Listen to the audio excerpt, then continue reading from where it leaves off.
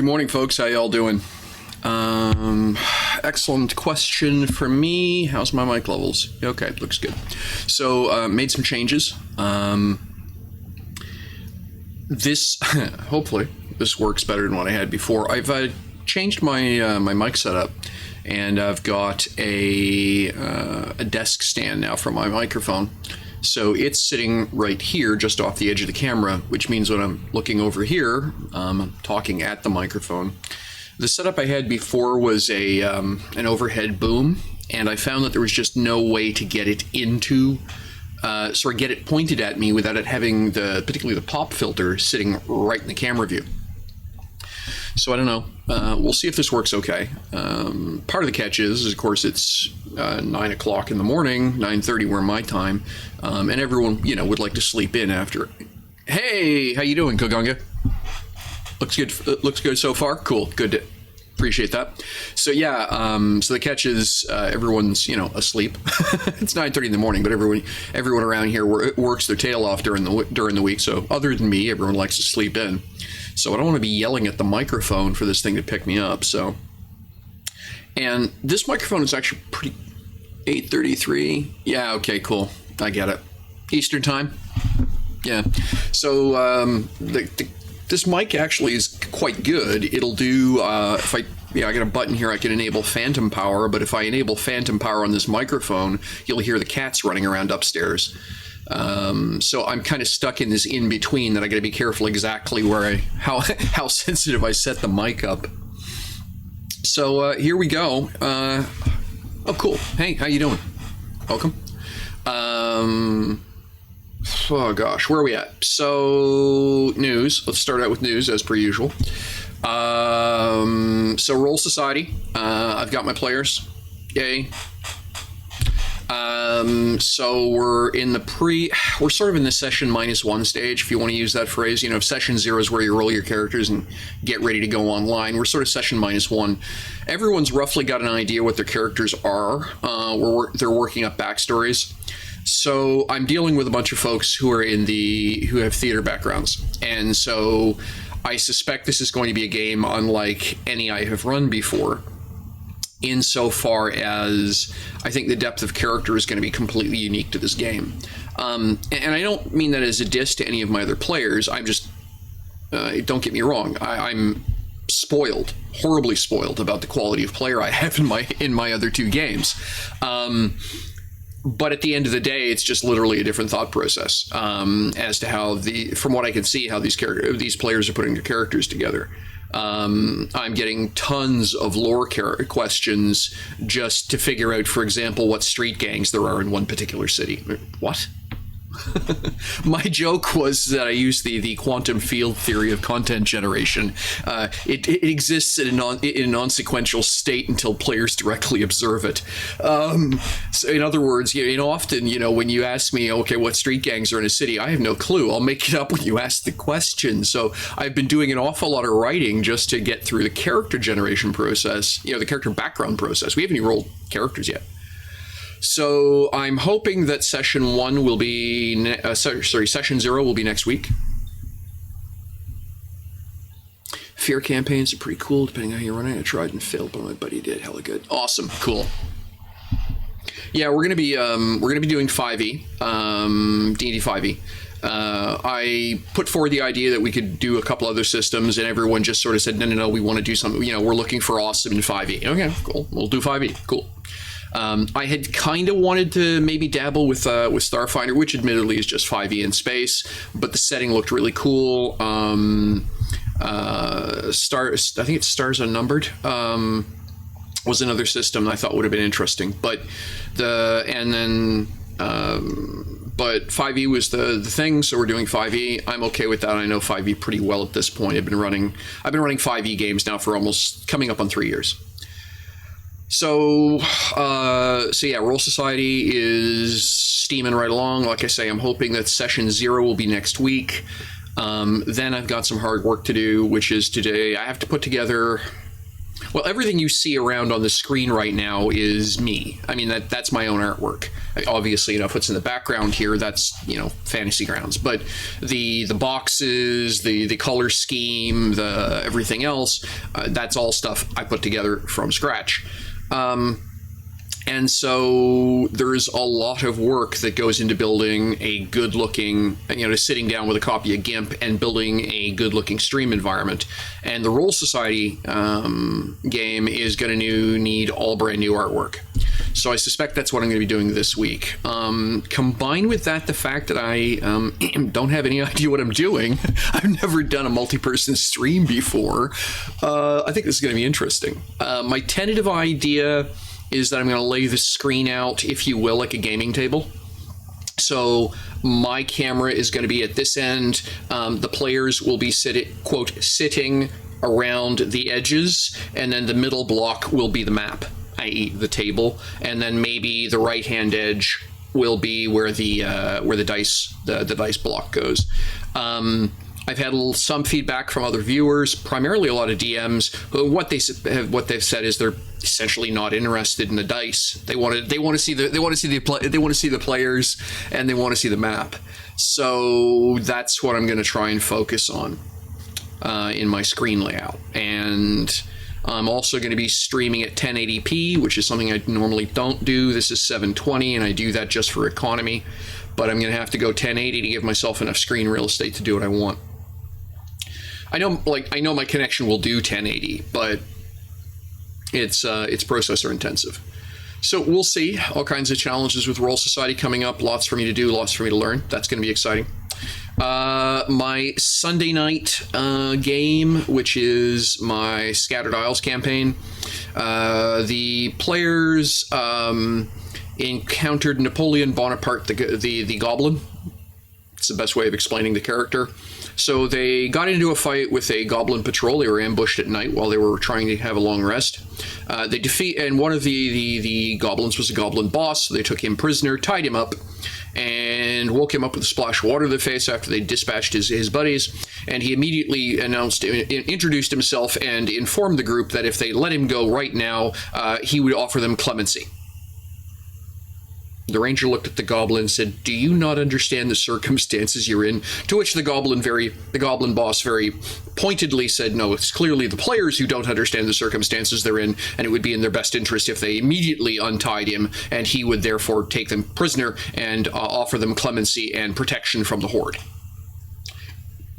So the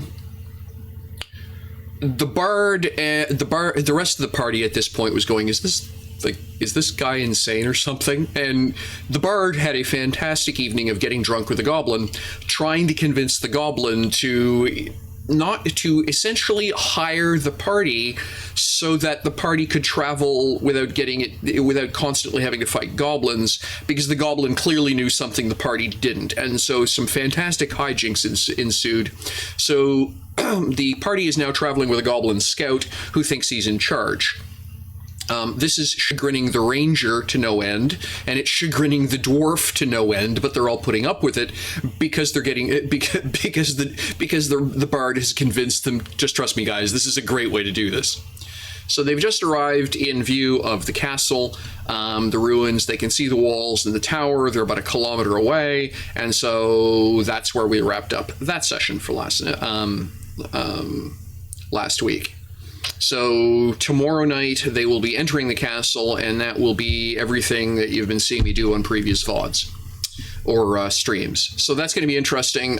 So today's work session here on the stream is going to be working up another above ground encounter, and then I've got to look at the underground map. Tuesday night game, that is my first Duchy of the Mists game.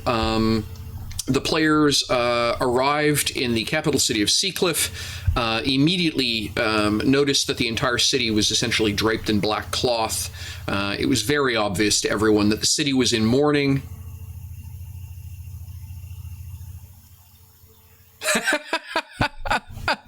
Yes, actual shit gets done in my sessions. Don't get me wrong, Kogunga. So the way I do this is I kind of just keep half an eye on the clock, and I will allow players 10 minutes worth of wandering around in circles. particularly if it's role play. My sessions are focused in that if you want to talk about the latest, MCU movie, maybe we'll do that afterwards.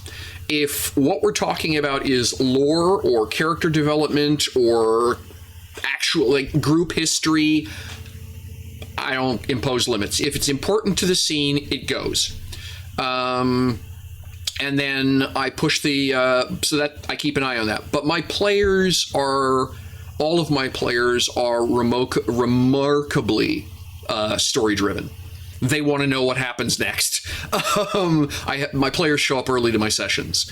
My players want to know what happens next.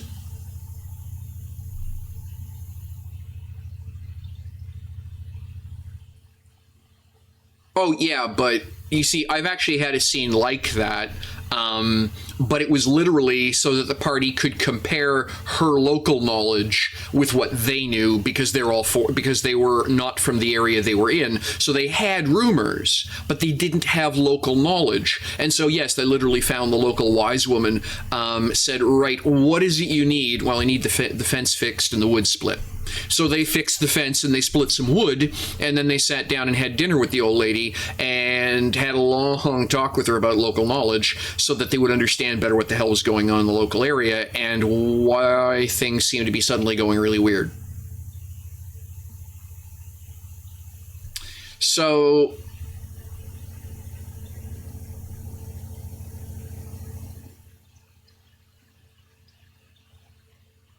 yeah, that's cool, Kenny. I'm a little more relaxed. Like I say, the only thing I will quote warn players about is quote off topic. I'm not really interested in yeah, and I tend to be free roam as well, Gokunga. Don't get me wrong. I think there is.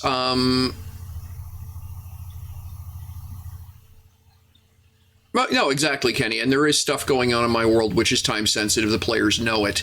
That's part of the reason that they ran a dungeon out of rests and out of hit dice, because they were of the opinion that there were a couple of VIPs who were getting executed, and the first foray into the dungeon they got their asses handed to them. So they basically pulled out of the dungeon, used their last short rest, spent all their hit dice, and went straight back in again. Low on everything, no potions, no spells, and just bruted their way through. And the tension in that session was incredibly high because everyone knew the group was all the players knew the characters were pushing a bad position, but it was the right roleplay decision. No, that's legit. But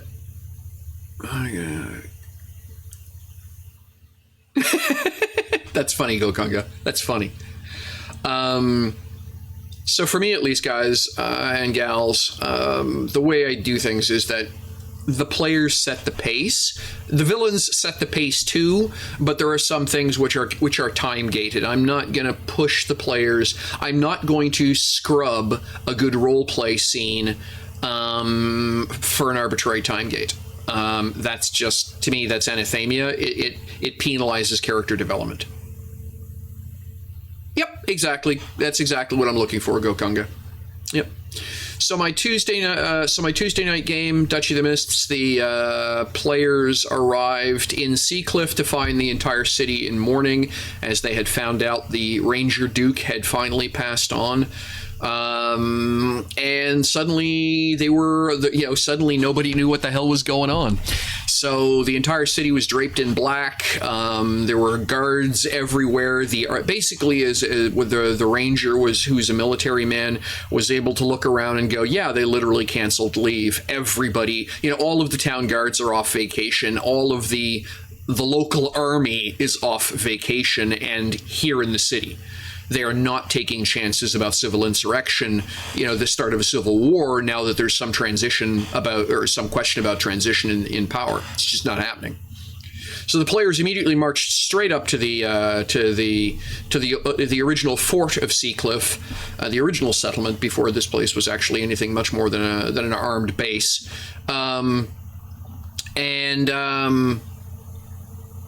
Yeah, exactly, Kenny. And they know it's brewing. They know there's literally a rebel alliance. They just happen to be playing on the side of the Empire, so they're aware of the fact that there is a group. There's one, quote, good aligned group that thinks civil war would be the best possible outcome to resolve some problems. And then there are at least two villain organizations who would capitalize on the chaos of a civil war to advance their own agendas. So the last thing the players want is a civil war right now. They're trying to preemptively avoid this destructive conflict and trying to keep order to the duchy. So anyway, so they wind up at the front gates of the castle, ready to declare themselves here to protect the Duchess, and they find their way blocked by a heavily armed dwarf who basically says, yeah, no, you're not coming in. Sorry, come back later. And the party dwarf kind of says, you don't understand. We're adventurers. We're going in, and you can't stop us. At which point, players all begin. Mage steps out of the corner and announces that apparently they're group number 11 who's showed up at the door today or the past 3 days saying the exact same thing. And like those other 10 groups, group number 11 is going to take a number, go to the inn, and wait to be called. And as they're kind of, the party dwarf monk is going, what are you going to do? And the cleric, with his passive insight of 19, notices that the mage has waved a hand, and suddenly the battlements are filling up with guys, all of them loading literally pointing heavy crossbows and ballista at the party. At which point they tell the dwarf monk, dude, shut up, we're leaving. We'll go to the inn. Not interested in getting into a fight here. It's like I told the players straight up, they probably actually cannot stop you. You probably can take the bunch of them, but I'm going to use mass fire rules. So the question isn't if you're getting hit, the question is how much damage you're going to take by the time you actually finish killing a bunch of the Duchess's guardsmen. Aren't you guys here to protect the Duchess? And then everyone went, right, we'll go to the inn. Shut up. And they left. So now a couple of members of the group are kind of like, I told you so. Like, what the hell did you think was going to happen? But so they went to the local inn and are hanging out there having a conversation about, okay, this is different than we thought. And a couple of the other characters are going, actually, this is exactly what we thought. And you insisted wouldn't happen. So now, and then they're all basically, one of the NPC in the group says, so are we just going to sit here? Like, we know shit's going to happen, right? We know things are going to go bad. So are we just going to sit here and wait, or are we going to go looking for trouble?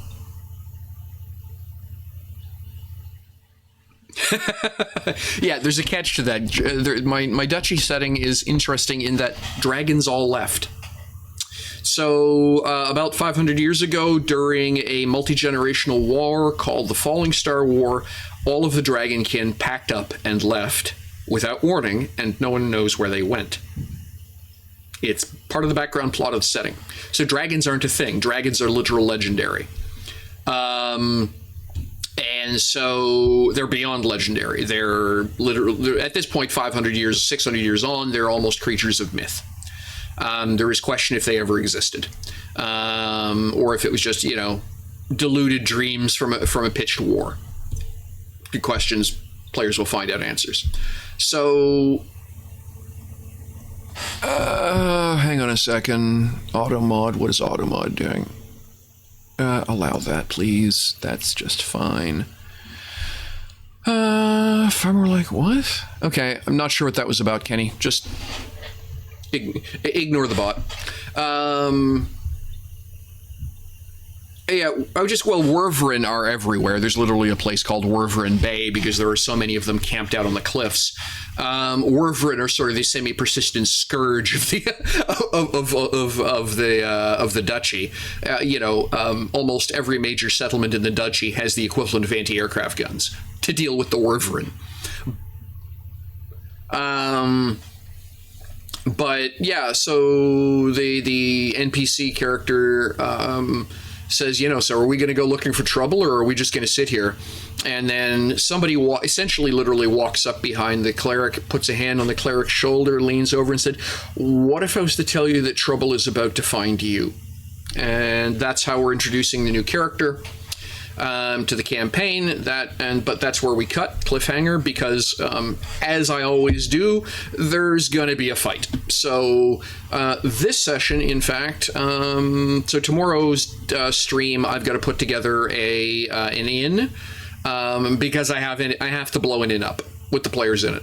So I'm going to do the inn and the buildings around it. It's going to be interesting.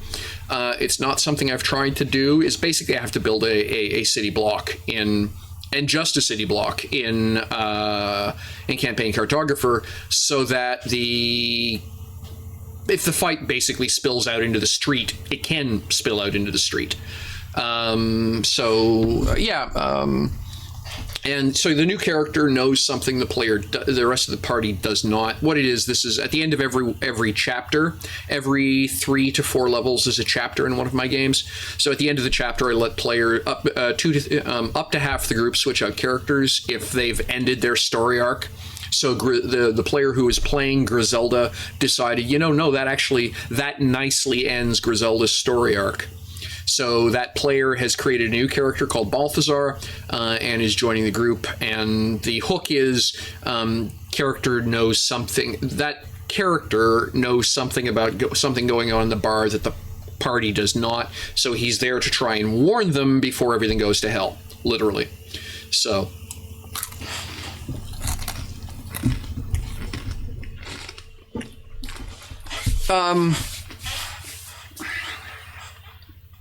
It's a cute gimmick. So the question is, all right, off-topic question, opinion building mimics like a mimic. It's a cute gimmick, but useless. That's a TPK waiting to happen, and I don't do TPKs. Like, seriously. If you just want to me,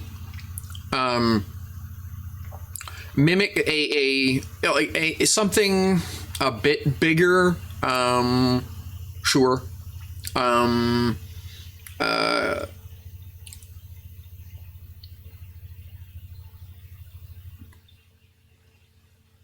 Hey, J-Game. So yeah, welcome. So yeah, from my perspective, building size mimics are cute gimmicks. There's the classic Pinterest artwork of an old wrecked galleon and if you take above water, it looks like an old wrecked galleon. You can see the players rowing over to it, and under the water, you can see it. Basically, it's the equivalent. It's the mimic equivalent of an anglerfish waiting for the party to get on board and go chomp. Great, congratulations! You just killed your group. So, I'm of the opinion that the least valuable thing you can do to the players is not present them with a struggle, and anything that just goes chomp. Yeah, okay, Kenny. Yeah, fair enough. Yeah, sure. If the players essentially have the hit points to survive a couple of rounds of being digested inside a mimic, so they can shoot their way out. Okay, fine. I suppose it would be dramatic. To me, it's the equivalent of the Death Star showing up and opening fire on your starship. You can't repel fire power of that magnitude. You lose. That's not interesting. So I tend not to get I always giggle when I see the memes. Don't get me wrong. This tower is why my players have trust issues. Okay, giggle point. But from a practical perspective, as a GM, there's nothing I can do about a story with that. I think probably reasonably the biggest size mimic you're ever going to encounter in any of my campaigns would be about the size of a haystack. Possibly, maybe a little bit bigger. Why? Because that's just big enough that, the warning shot can be grabs the horse out from under the player. Because mimics aren't terribly bright. So, yeah.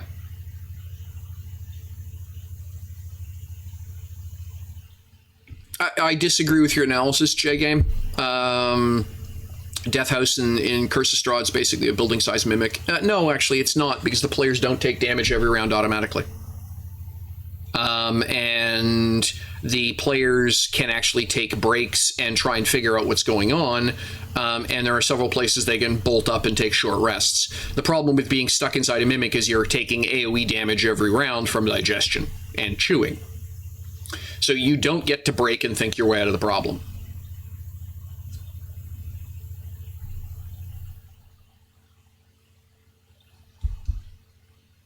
Alrighty, so I'm going to light up some music here. I need to get building. Like I say,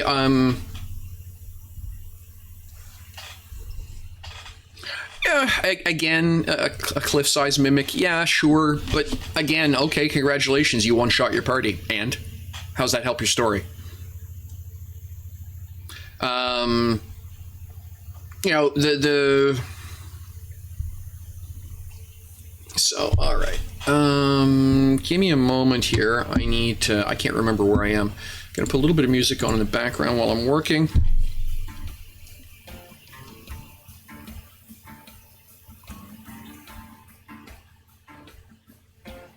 You know, and the other thing too is, and just stylistically, if I'm going to kill players, I'm going to do it with hordes.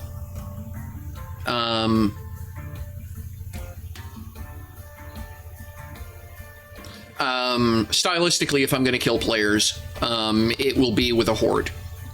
And why? Because if the intention is to kill a character, if the intention is to kill a character for whatever reason, then what I want is such overwhelming odds that retreat isn't an option. Essentially, I want the fight to be off the chart so that there is no cry of fiat. I want tons of dice hitting the table. I want tons of damage landing on the character so that no one can say, I'm not sure why that character got targeted. No, everyone is taking a shit kicking.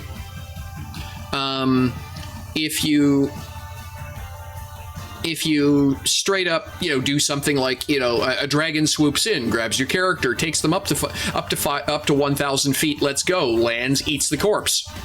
Yeah, I suppose, but again, arbitrary. So yeah, and the other thing too is I'm a big one of the things I think that Tolkien got right in any of the scenes in Lord of the Rings where a major character dies is that it is against overwhelming odds making a stand. Nobody dies with a knife in the back. And a mimic, a building-sized mimic, is the equivalent of a knife in the back. A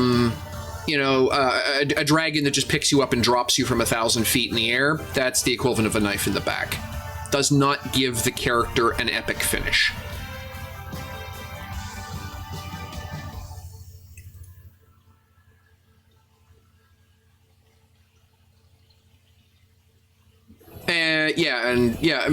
I mean, we're talking, plot-driven death. We're obviously not talking. If a player is annoying me to the point where I want the character out of the game, I just point the player and say, "You're uninvited. Leave your character sheet on the table. Thanks." I'm not going to shoot I don't have time for that. I'm not going to contrive an excuse why the player can leave. I'll just tell them to go. So if a character dies in my campaign, it's usually because of bad dice and bad decisions. I'm not a killer GM. It's not interesting me as a story device. All right. Where the hell am I here? I need a map. Oh, bugger. We're on the wrong place. Hang on a sec. Give me a sec, folks.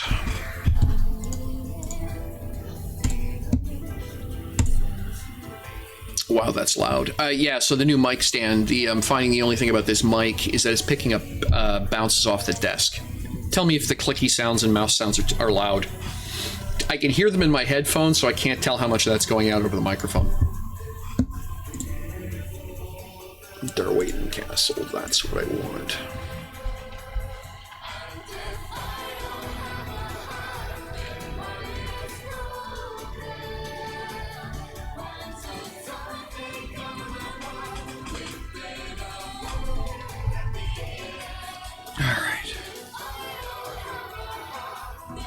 Okay, Kenny, thank you.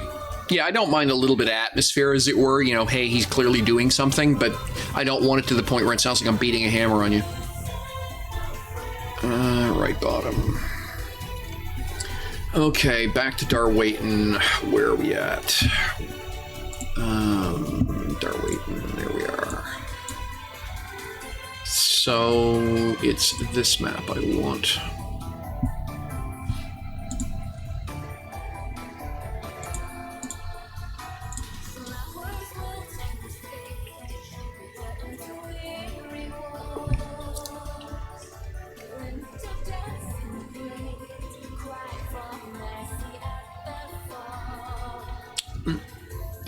J-Game, if you're asking, J-Game, that tells me they're people who don't like GMing. As I've said, unless literally you're running a horror campaign, wow, okay, hang on a second. Unless you're running a horror campaign, like, for example, part of a horror campaign is that mortality is high. I've got a horror campaign I've never been able to convince everyone to play called Forsaken Generation, and everyone starts out with 3 characters. Why? Because 2 of them will die by the time you get to 3rd level. Strictly to enforce the horror aspect of the campaign.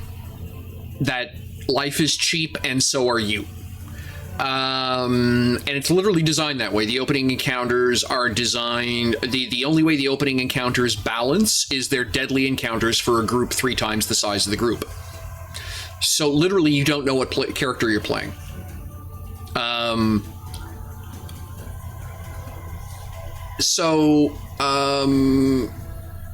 But killer GMs, generally speaking, unless it's a setting-driven thing... Killer GMs to me are just GMs who don't want to GM. And so they're trying to make things as unpleasant for their players as possible. Killer GMs... Excuse me while I express my opinion. I'm not judging. I'm telling you what I think based on experiences I've had. I'm sure there is going to be somebody who watches this VOD and says, I'm a killer GM and my players love it. Because they love the high stakes. Awesome. You have managed to set the tone accurately for your group of players, and I applaud you for doing so. I've never met any of those players. Now, I say this as a reformed GM. As a reformed killer GM. I did run a very... when I was in my teens, I ran a very brutal Traveler campaign. That was set using classic Traveler, custom setting in the middle of a rebellion, and it was just understood there was going to be a mortality every adventure.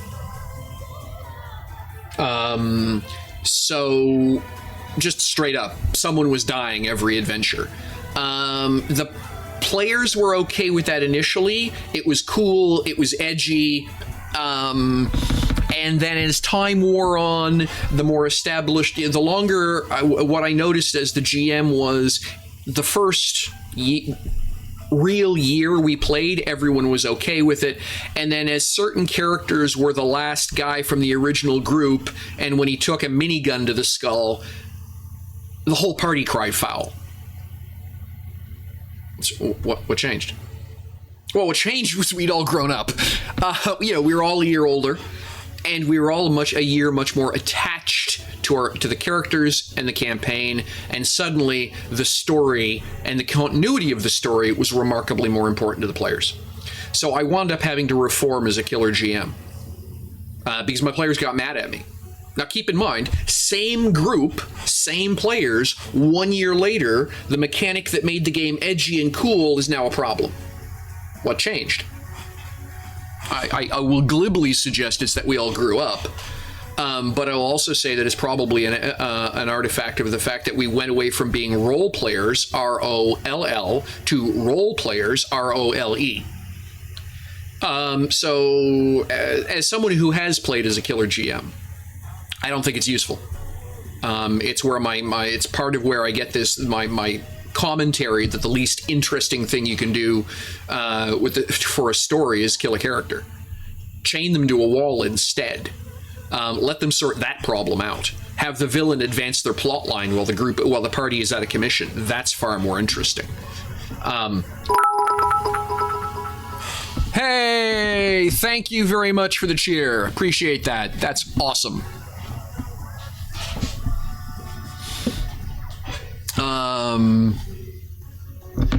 That's fantastic, actually. I deeply appreciate that. Congratulations, you are the first person to do that.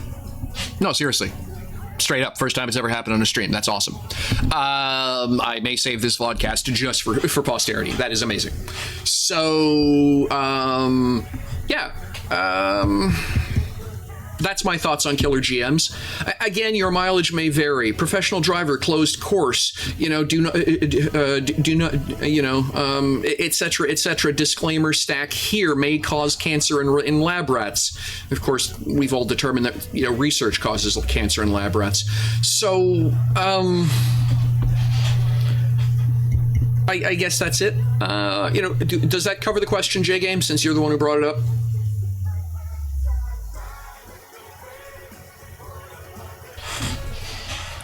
When I get into the games, literally depending on oh gosh, yeah, man. And so, oh, by the way, I'm from the 80s. Man is an androgynous term. Man and dude are androgynous terms to me. That's the 80s talking. I deeply apologize. I'm not presuming. Yeah, I started gaming in 1982. Just for perspective, for those of you because I noticed we got 5-6 people watching. So the number keeps bouncing 4, 5, 6. But yeah, I started gaming in 1982. I ran my first game 6 months later. So I've been doing this for a while, and what I'm trying, and so I don't mind talking about my experiences, but please understand that everything I say is couched in a framework of, yeah, I'm from the 80s. And, Gokunga says when I get into games is literally depending on my mood when it comes to playing. Well, yeah, of course.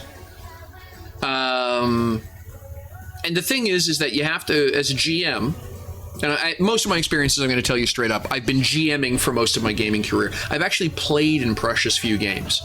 I'm always the one who gets stuck GMing. Partially because I literally have players say, I've heard you're awesome, would you please run a game? That has happened to me. That's actually where my Monday night game what's now my Tuesday night comes from. So, from my perspective at least, a lot of my commentary is going to be couched as being a long-standing GM, not a player. But that's part of the reason that we're doing a session -1 for my Roll Society game, my Saturday morning game, because of the nature of the game and the fact that we're going to be turning a camera on, I want the players a little more invested than session 0 will provide for.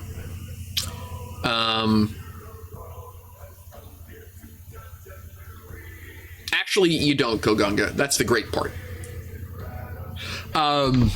So, hang on a second, let me read you a quote. And this is me quoting me, which is really friggin' tacky, but it was just really funny. It was probably one of my brighter bits of wit.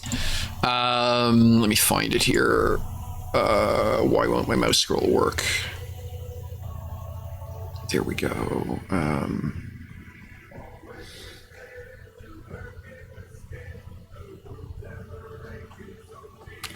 Here we are. I use quantum field content. It doesn't actually exist in any coherent state until a player tries to directly observe it.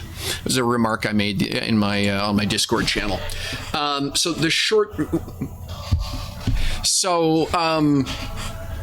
what I mean by that is the players don't know what you don't have done. They don't. They also don't know if what you've done is moved content because they move, the players zig instead of zagging. So you take the encounter over here and move it in the way and just change a couple of the details. The players don't know. My joke, my joke with the Tuesday night game, the Duchy of the Mist game, is that I'm essentially a stage manager running behind the party, throwing props over their head, hoping they've done wobbling enough to be believable when the players arrive. because I have no idea what that group is doing. I have no clue. We were supposed to be time skipping ahead 6 months. They waited a week and then immediately veered off and headed to the capital city to save the Duchess. What? No, it still doesn't look right. I mean,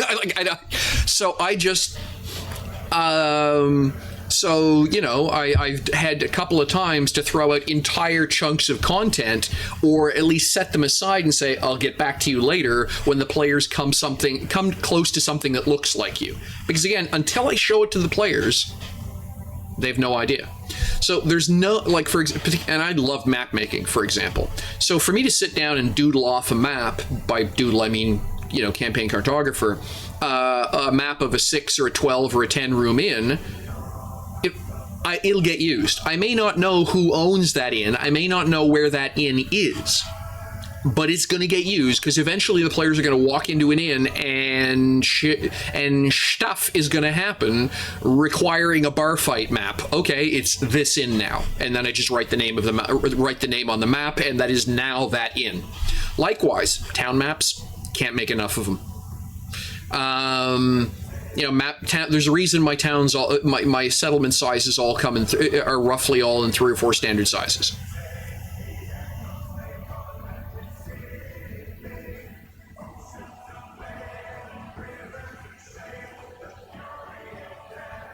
That's fun. Yeah, Cave Fisher. That's cool. Oof. Dead bards. We try and avoid that.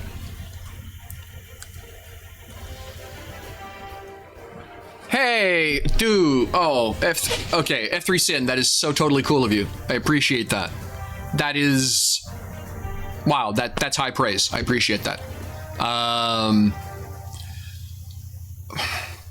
Hang on. Yeah, I think you just made my day. Yeah, I straight up think you just made my day. Thank you.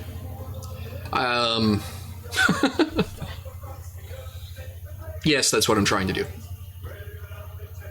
And it's night. Yeah, thank you.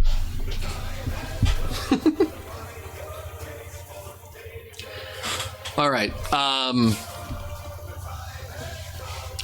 Something, and it's funny, the dead bard joke is a thing, and the bards born to seduce joke is a thing, but I don't get it.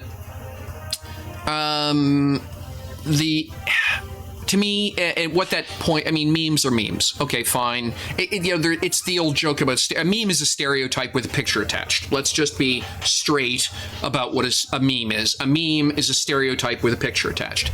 And so one of the rules about stereotypes is usually there's an origin story that justifies them. But the problem with stereotypes and memes is they're generalization. And the rule about generalizations is all generalizations are false, including this one. So I'm always very leery of the sort of the cultural hatred for bards.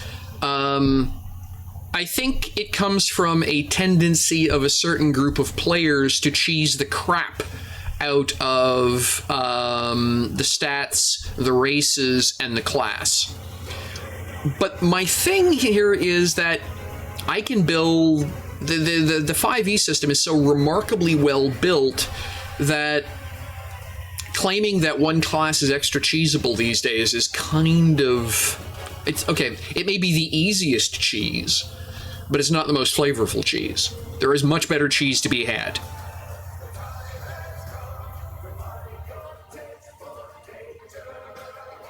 Well, even that, like, I played a bard in a friend's game, College of Whispers, straight up.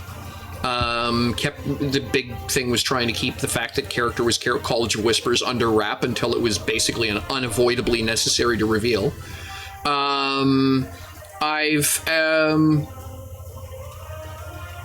Thank you, FSID. Appreciate that. And so, for me at least, but you can do goofball cheese, sorcerer with double spell, and I have a player doing that in one of my games, right? Do I care? No. The system is sufficiently bulletproof at this stage that if the players break it,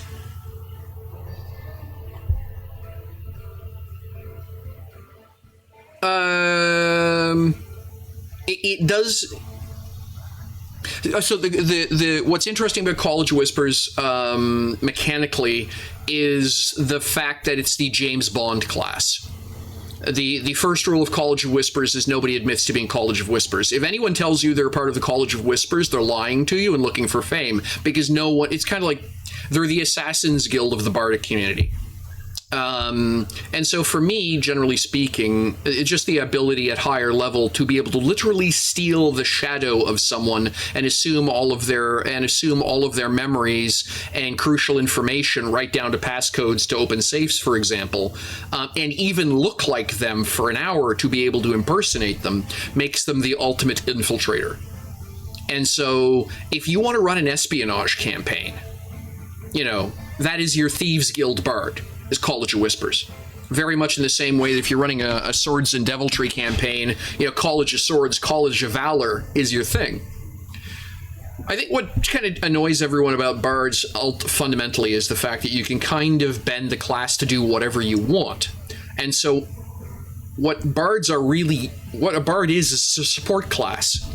And if you get if you're cranky about a bard being good at support, then I have to ask why you don't get mad at the sorcerer for being good at support. Because the sorcerer requires more thinking? I don't know. More resource tracking? Does more resource tracking mean cool? I don't know. But to me, like I say, the bard. Well, yes, exactly. So to me, I think the everybody hates bard thing. The nature of a meme is it is self-sustaining, whether it makes any sense. By the way, you all just lost the game. See what I mean? The problem with memes is they're like the game. You don't get to vote about whether or not you play.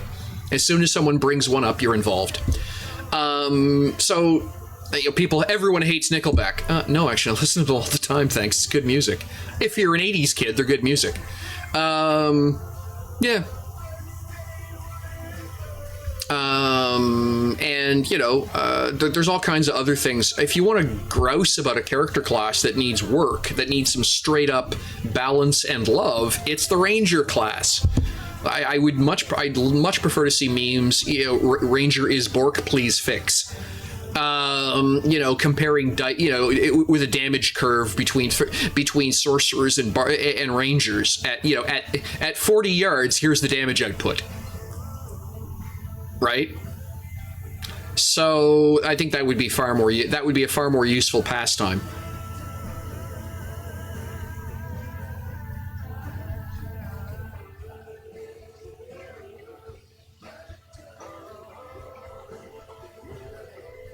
Yeah, I've got one ranger in. I got a ranger in my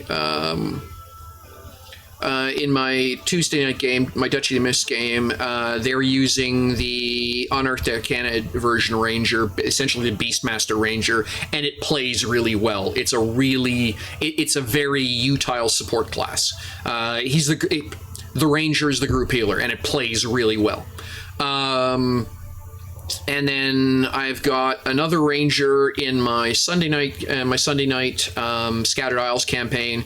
That character is playing a Horizon Walker, and basically it's Hellasteel with pixie dust. It's the original third edition Hellasteel build with extra pixie dust, and it's amazingly devastating in a fight.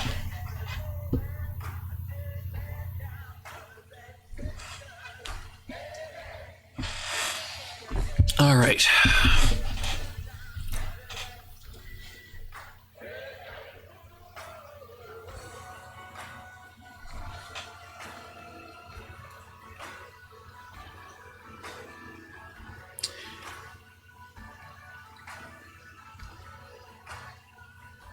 Yeah, I'm not sure that's a really good that's a really good test of any character build there, Gokonga. Just saying.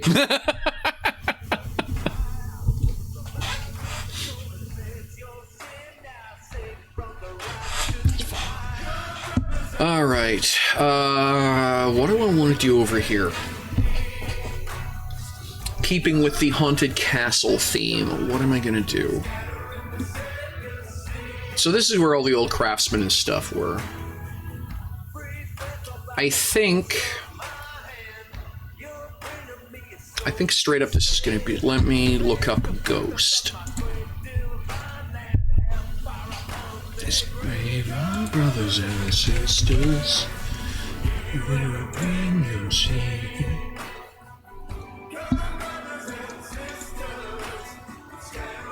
CR4, that would be the top edge.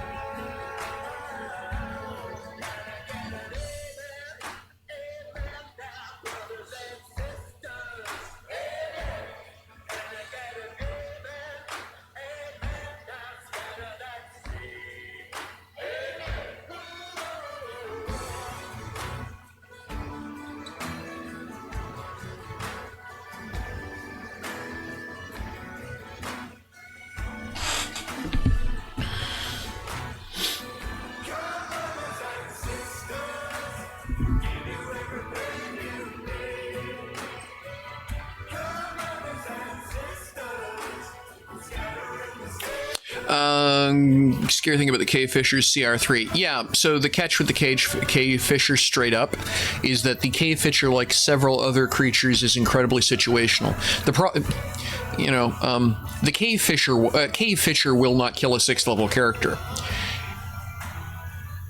Like, if you put a cave fisher on the ground in front of a 6th level character, the 6th level character wins almost by fiat. Put the cave fisher at the top of a 60-foot cliff and repeatedly bounce the 6th level character off the ground below the cliff. That will cause a problem, but falls aren't CR'd. So the way I would usually resolve that is literally I would count and this is funny, I would count the cliff as a CR. So if you, and what I mean by that is you can sort of browse through the book and say, okay, 60, depending which version of the falling rules you use, 60-foot cliff is going to do 66 damage, about. Then I can go look and say, well, Fireball, which is 66, becomes available at CR4. So what you're really dealing with is a CR4 plus a CR3. That's a CR7 encounter. Now we start seeing problems.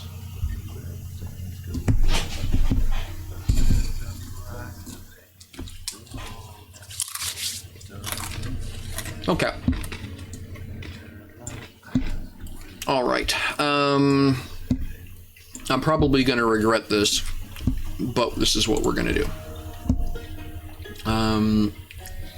So, approaching the walls, player.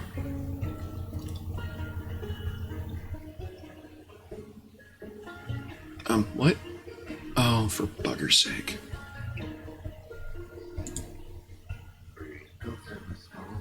Okay, so first off, just delete that. And then go to Darwayton Castle. Thank you. Old Stables and Old Stables. Okay. No, not you. Go away. Old Stables player is the one I wanted to copy. Okay, so now we're going to edit these.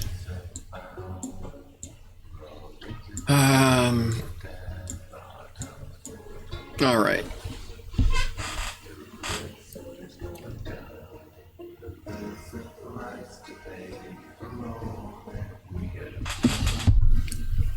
Yeah, I actually do use a different rule set. It's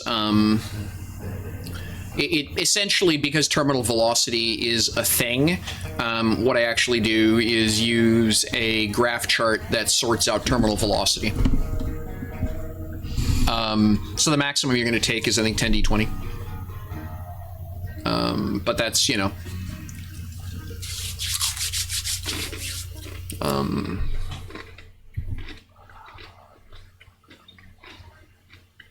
Okay, so we're going to unlock these. We're going to widen these up a bit.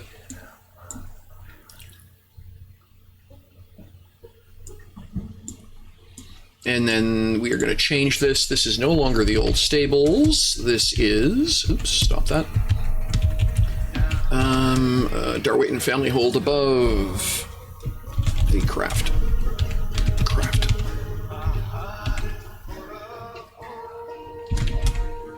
Craft shacks.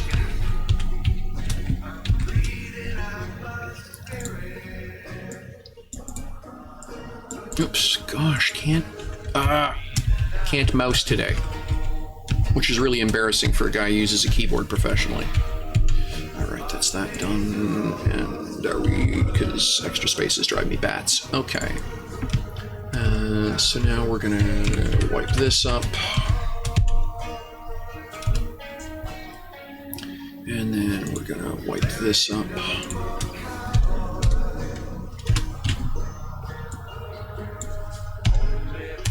Okay.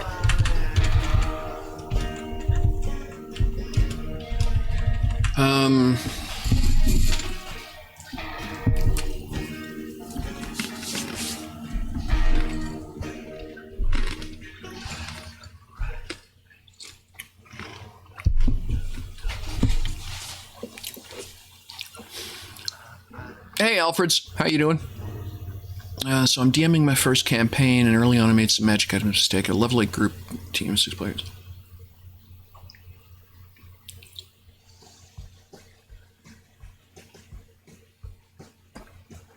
Oh.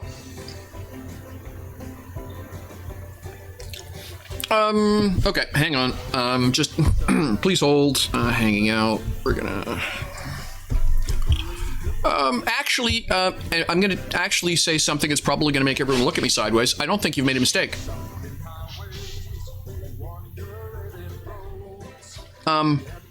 This is something that a lot of new GMs will do, is they think that game balance is purely a numbers problem. As I don't know if you caught the early part of the cast, but I've been GMing since 1982. One of those things I have learned, there's a fantastic superhero role-playing game called Champions. My gosh, the dice. There are dice and points everywhere. It's a point-buy system. And so one of the things that you do is if you're trying to roll Superman and you keep coming up with Clark Kent, what you can do is buy disadvantages. And the disadvantages give you more points to buy more cool, better powers. Sure. So Kryptonite's a pretty big disad, it turns out. Because it turns out that when the player for Superman bought set a character up, what he did was he bought Secret Identity. He then bought Allergy, and it turns out Kryptonite is not rare. What I mean by that is it shows up about every 10 episodes. So the villains have ready access to it, and allergies are pretty powerful in Champions. It's worth a lot of points. So obviously the GM of that game said, "Okay, fine. You picked an allergy. Here comes." And you may be thinking, "Well, what's that got to do with high-level magic items in a party group?" Well, it's simple. What's their allergy? And I'll give you an example. All of my players Hey, Muffin, how you doing? How you doing? Yeah. So here's the thing. So when you have a high-level party with really good gear and they're kicking butt, first off, that's the game they want to play. Unless some of the players are actively looking at you as a GM and saying, "Dude, we're bored. Can we do something different?" You don't have a problem. You don't have a problem to fix. If your players are happy, you don't have a problem to fix. Now, if you're unhappy, then you need to talk to your players as an out of character. The mistake I find a lot of new GMs make is they don't like the way their own game is running, but their players are ecstatic. Now, unless you're playing with a bunch of people who hate you, why would you do that? Unless you're playing with a bunch of people who hate you, you should be able to put your hand up and say, guys, I'm not having fun. And I've done that, by the way. The reaction is, "Oh gosh, I'm sorry. Did we break your game?" And then what you can usually do is say, "So here's what I want to do. Do you mind? I'm having problems. How do can we change the game this way? Can we balance the game that way?" If your players flatly refuse, to participate in you having fun, I have to ask you as a GM, why are you beating your head against a wall? Presuming that your players say, yeah, okay, you're not happy, and you know something, we're kind of bored, because we've kind of noticed this problem too, but it seemed to be the game you were running, so we weren't going to argue. And I suspect that would be the reaction if you talk to them. Then you can, as a group of players at the table, because don't forget, the GM is a player at the table. Okay, so as a group of players at the table, you can all come to a conclusion. You don't have to fix this problem alone in a vacuum, because if you do, you're just going to piss your players off, because you've made a decision without all of the available information. The mistake, and it's easy to make as a new GM, and I've made it myself, is feeling that you are responsible for everybody else's fun. You're not. You are one voice in 3, 5, 6 people at a table. So talk to everyone else. If everyone else is happy and the only reason you're worried is because you think you're not being challenging enough, hang on. Everybody's happy. You're doing a good job. Stop worrying about it. Now, if you want, okay, so that's the first half of the discussion. The mechanical solution straight up is this. Throw a swarm at them. There's a joke about random monster generators. I don't know if you've played games like the original Diablo or Torchlight or whatever. Awesome. Thank you, Alfred. That's what I was wondering. Now, if you want to beat the crap out of your party in a way that you have a volume dial on, here's how you do it. Create a cursed ground. So the players are out for a walk in the woods because they're on the way to an adventure. Why? Because we're the GM. We said so. And suddenly, a bunch of zombies come stomping out of the forest. Now, hang on a second. Why do I care about zombies? I'm 6th level. I'll wave my sword back and forth and they will all fall down. Yes, except that these are super zombies. What do I mean by super zombies? Well, they're CR3 instead of CR1F. Just bump the stats up. Okay, so it takes the 6th level player 2 chops of his sword to knock one down. Ah, but they're zombies. Can't kill them unless they get to the level, unless they fail their con save. So now a couple of zombies stand back up. Great. Now the next group of zombies come tromping out of the woods. Where are they coming from? The cursed ground. How many zombies are there? Exactly enough that the group gets in trouble.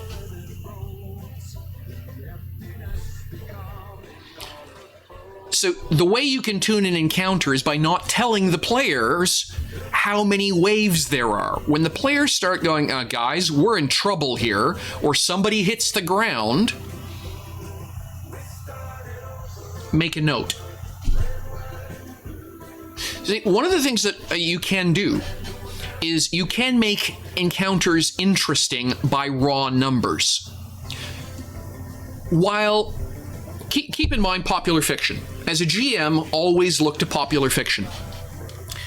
When you see the best battles, right? Think of Game of Thrones. Is it one-on-one clicky swords? Or is it the one guy versus the horde, or one girl versus the horde? It's almost invariably that second image. Unless it's a boss fight, and everyone understands that this is the whole game. Most cool battles... Yeah, there you go. Yeah. But unless it's cool battles, what most GMs will tend to do is try and find level-appropriate one-on-one fights, when the actual epic awesome that the players are looking for is, 20-to-1 odds, where at the end of it, everyone's standing there with one hit point going, not dead yet! And they're up to here in bodies, figuratively or literally. One of the most interesting things that happened in my Duchy of the Mists game, they were doing a dungeon stomp into a cursed area, and they actually accidentally chain pulled 3 rooms. Individually, each encounter was a medium to hard encounter for the party. Because it's a dungeon, that's my calibration, because the group is going to chew through resources. They pulled 3 rooms at once. The effect, I basically said if this had been a modern game, they would have been up to their knees in shell casings by the time they were done. They picked a hallway and they just. It was like it was a scene from the movie Aliens, basically just pouring gunfire down the hallway. Only it was things like shatter, magic missile, fireball, just hosing down that hallway as this shambling horde kept stumbling down the hall, and in some cases just straight up shrugging off the hits. And the players are going like, "We're running out of spell slots here, guy." "Oh, I'm running out of hit points up front," says the barbarian. "Do something." And accidentally, because I was using Roll20 and you have line of sight, and so the players couldn't see around the corner. It was a curving corridor. All they knew was there was still more coming. The players had no idea when this fight was going to be over. All they knew was they were running out of everything. And the tension in that fight for the players, not the characters, the tension for the players was palatable. And they're still talking about it.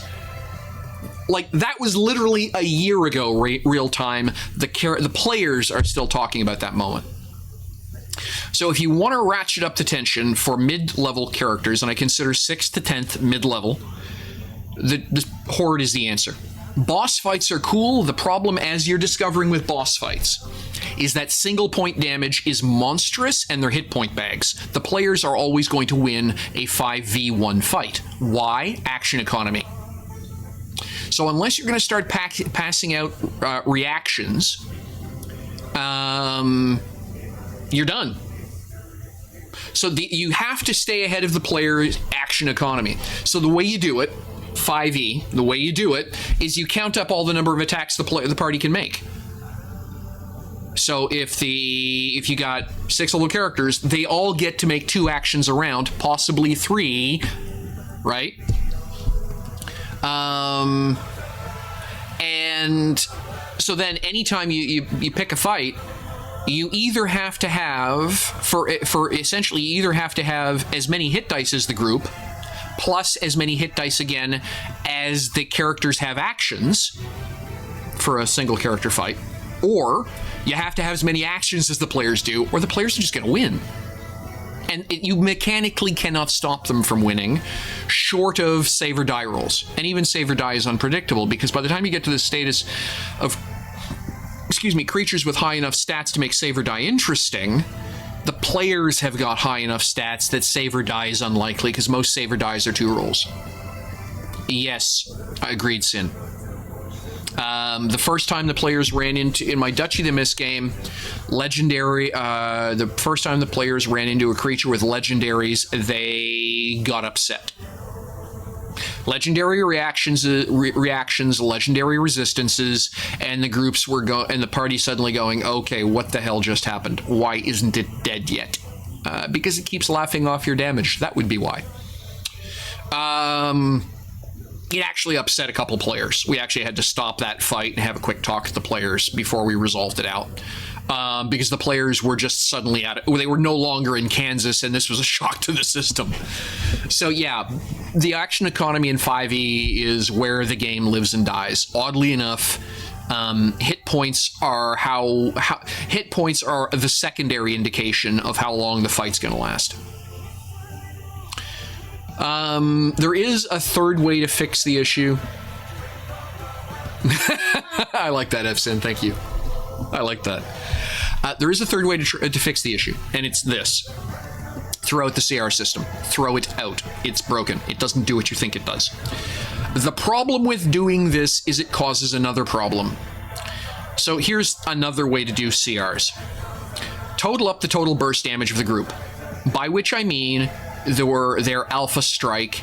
If everyone, if the sorcerer double casts, if he hastes the monk and the barbarian, and the fighter blows second wind, the fighter paladin blows second wind, and to make 3 attacks, and uses 3 second level spell slots for on the rebuke, etc. Total it up. Know what that number is. Keep track of it every time the party levels. Your second number you want to keep track of is the party's maximum hit points. So here's the answer. Your encounter If you have half those numbers, then it's going to be an easy fight. If you have 2/3 of those numbers, it's going to be a hard fight. If you have equal to those numbers, it is a deadly fight. It doesn't matter how you get there. If it's a bunch of goblins, if it's a dragon. Because the catch is that a lot of players are glass cannons. They inherently want to build glass cannons. They don't want long fights. Long fights are unpredictable. So players will methodically build glass cannons, and where they fail is at the second half of the fight. So if you basically calibrate all your fights against the maximum burst damage and maximum soak potential of the party, then you'll be scaring the crap out of your players consistently. I had to stop doing it because it was producing some really unpleasant scenarios for my players. When one of the most robust players in the players/characters in the group watches the fight arrive, because literally they get attacked by a helicopter group. Well, okay, it was hobgoblins riding Wervrin. And the player did the rough math, and his immediate thank you, Bishop. Appreciate it. And the players did the math in their heads, and one of the players immediately said, "Oh, we're effed. We are effed. We are effed. I don't know how we get out of this." Because the players are doing the math. You might as well be honest and notice that. If you have brand new players at the table, they don't know how. If you have experienced players at the table, they're doing the math. You might as well too. The CR system is designed to deliver quick answers in games that do not need to be finely tuned. And in that role, the CR system works really well. If you need to more ruthlessly tune your encounters, and I'll give you an example, the one fight a day fight. What do I mean? Well, if you're doing open ground travel, doop-be-doop-be-doop-be-doop-be-doop, and a fight happens, that's probably the encounter for the day. The CR system is designed to help you build dungeons. Okay, keep in mind Dungeons and Dragons, the first word in the name. The CR system is designed to help you put dragons in dungeons. It has nothing to say about green grassy fields. It just doesn't. Because the problem with green grassy fields is there's no other external force that's going to keep the players fighting. So there's nothing to stop the players from just ripping the top open on a can of whoop-ass and going to town. Yes, you are correct, Muffin. So if you check the Dungeon Master's Guide, the expectation is you will have 5 encounters a day, totaling your amount of your next level expectation every 3 days. That is the implicit balance of the game. In other words, in game time, every 3 days you will level. The only way this works is in a dungeon.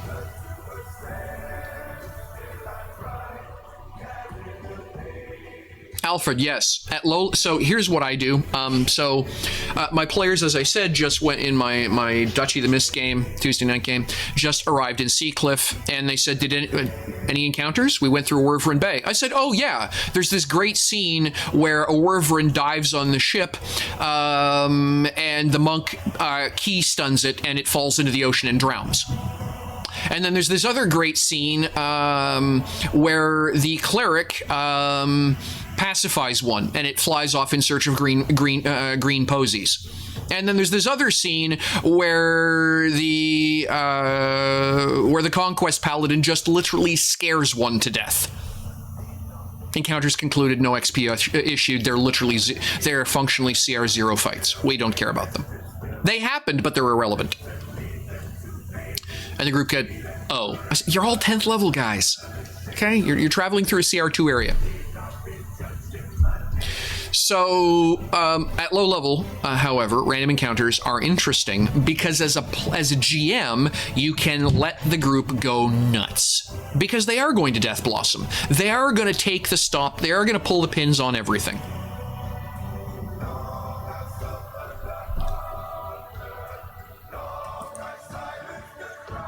I'm of the opinion. So Yeah, gritty rest rules aren't proposed a lot just so you can't long rest. You are. Thank you. Appreciate that. I'm good to see you're classically trained, sir. Okay, so J game gritty rest. Yes. Speaking of cheese that doesn't involve bards, players doing rest cycles. Yeah. Okay. So here's the thing.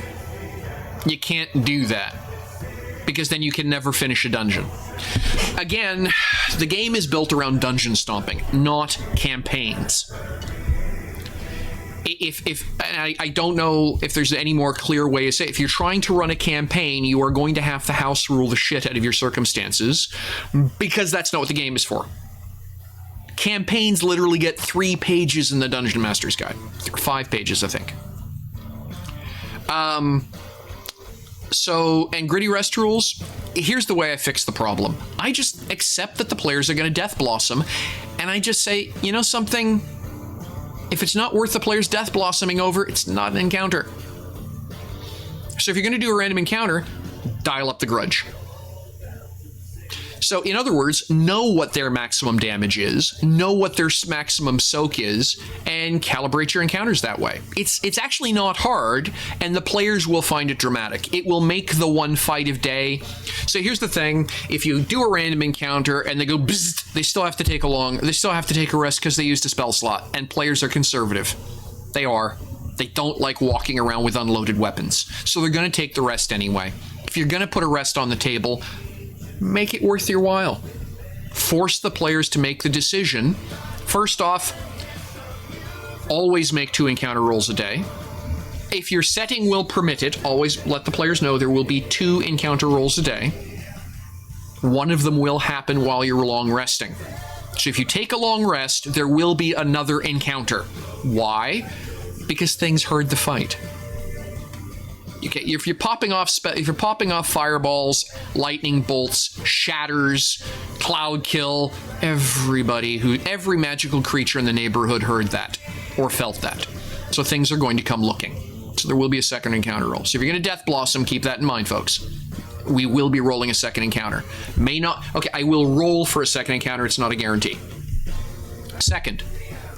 Yep, I like that. Efsin. I like that a lot, actually. 1 sec, Gokunga.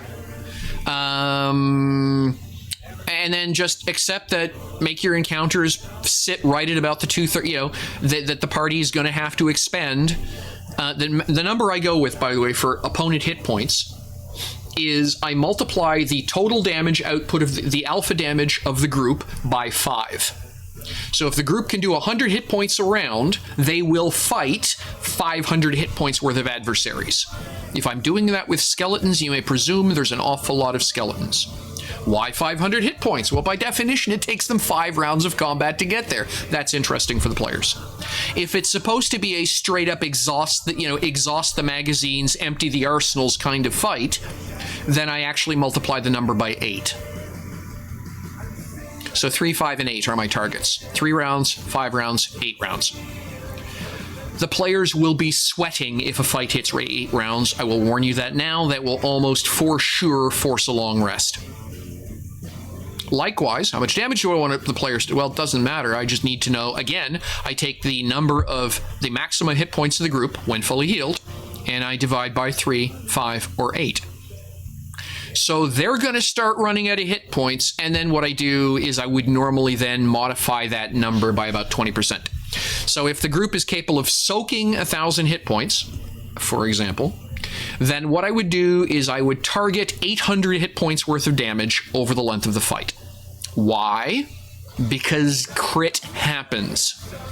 And I have seen fights where the bad guys rolled 3 crits in a row. So when you blow the party down to 20% of everything, they're going to take a long rest. It's just the way they're going to be.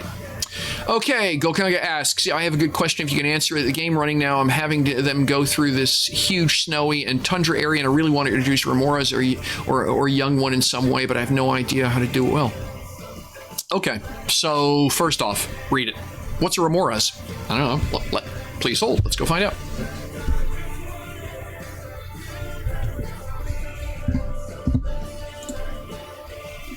Just give me a sec. Going to grab a tool. Okay, and here we are. Just give me a sec here.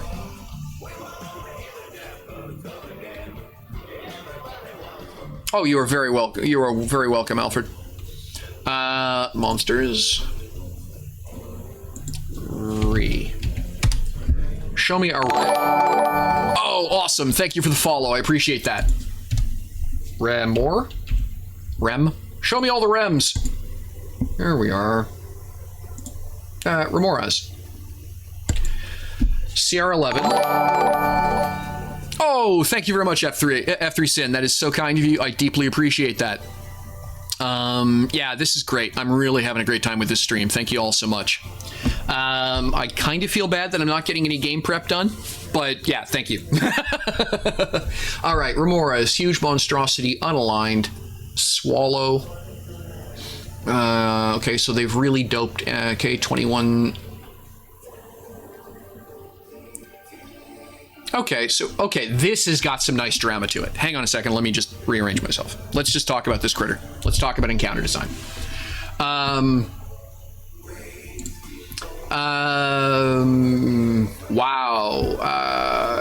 Okay, so there's a bunch of things you need to balance with this fight. First off is everybody is going to be taking 10 points a round. So you have to ask your question. Yeah, so what does that mean? Well, it means that everywhere a remora has traveled is ice. Why? Because snow melts, and then the remoras leaves, and then it freezes. So the first hint that there's a remoras in the neighborhood is going to be icy roads carved through snow. It's a huge creature. That means it's 10 feet wide, 3 meters wide. So if the first hint that there's a remoras in the neighborhood is you suddenly happen upon a road. It's kind of U-shaped. It's icy. It's about 10, 3 meters, 4 meters, 5 meters wide. Looks well worn. Okay, but by what? Should be the question. Okay, that's your first hint. This is how I would build the attention to the encounter. Next thing, how do I warn the players, presuming that a CR11 encounter is legit, how do I warn the players they're in for it? Easy. Show them a defeated group. So, what's in the neighborhood? Frost giant hunters scour icy wastes for remoras nests. Okay. Frost giants are probably too high. Yes, dead Ettins. Excellent choice. So what am I going to find? A wrecked campsite. There's going to be firewood all around the outside of the campsite, a big hole in the ground in the middle of the campsite, and the road is going to lead to the campsite. There will be roads leading away from the campsite, but they're all this kind of smooth ice road. And in the middle of a clearing, and the clearing is kind of irregular in shape. Why? Because the remoras was thrashing around eating Ettins. So its heat melts the sides and makes this clearing. It's a crossroads, right? No, it's the middle of the patrol sector for the remoras. And there's a hole in it, because that's where it came up out of the ground. And yeah, have a leg over in that corner that didn't get eaten. Well, what owns the leg? Well, the leg's the size of you. Okay, that's big. And essentially have a build your own Ettin kit. So the players with the Ranger should immediately recognize the Ettins. The rest of the players can make nature rolls, perhaps, or survival rolls to go, okay, that's a head, that's an arm over there, that's a couple of fingers over there, that's a leg over... Yeah, that's a build your own Ettin kit. What eats Ettins? And by now, the players are thinking. Now, the remoras knows that it has actually eaten here. So this would be when the remoras comes back on patrol. Surprise! Pop out of the hole that's already there. And then go with the fight.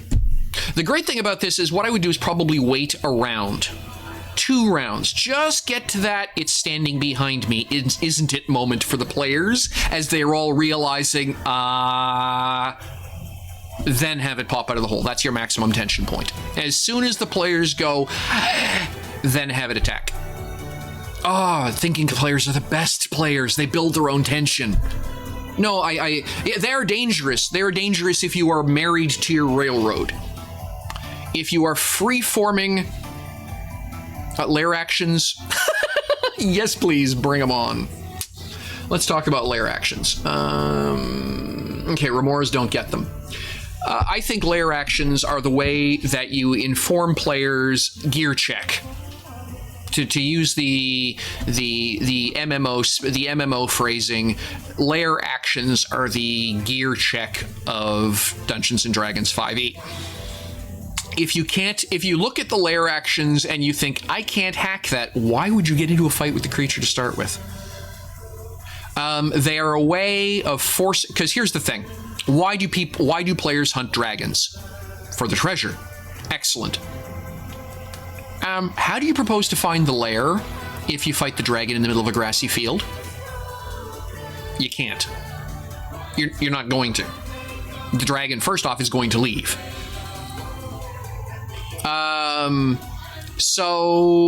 Yes, agreed, Muffin. Yes. One of my players in my Duchy the Mist game just found out why you leave dragons alone, interestingly. It's very amusing, and the player's eyes were bulging at one point. It's quite funny.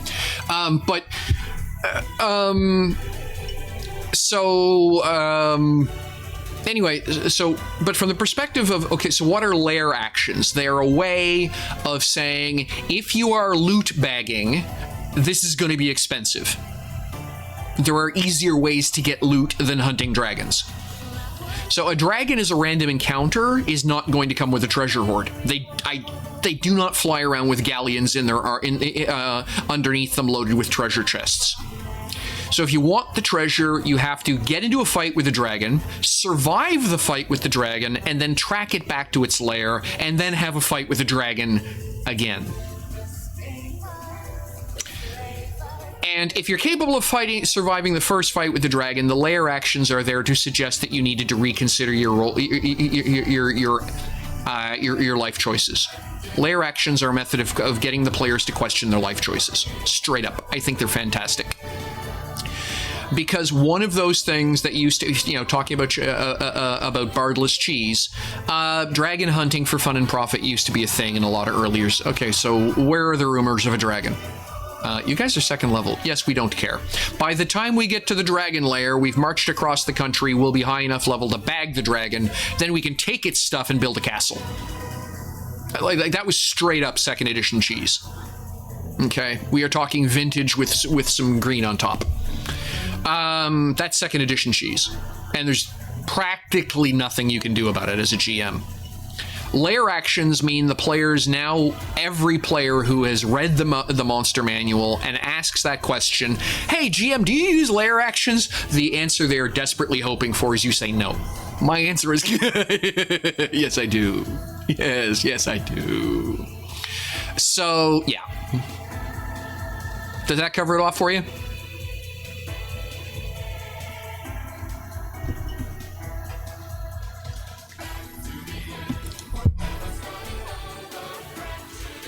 By the way, not advertising, but I really do like using DnDBeyond as a reference tool. The search engine is fantastic. It's fantastic in a way that neither Roll20 nor FantasyGrounds manages. For me as a GM, I consider it well worth the pittance I have to throw at it once. So, anywho, back to FantasyGrounds. I got works to do. How do I handle resting? Oh, okay, Alfred's back with another question. Hang on. By the way, I don't mind. I do not mind at all. It's literally half the reason I turned the camera on. If I didn't want to talk to people, I wouldn't be streaming. Okay, so how do I handle resting inside dungeons? Per the rules. The only thing I say is you cannot rest more than once. You cannot long rest more than once every 24 hours. There is technically the rules don't forbid that. Technically, you can rest 3 times in 24 hours. Well, you can long rest 3 times in 24 hours. Well, how's that possible? They're 8 hours each. Yes, but fights are less than 1 minute. And a fight that lasts less than 5 minutes does not interrupt the long rest.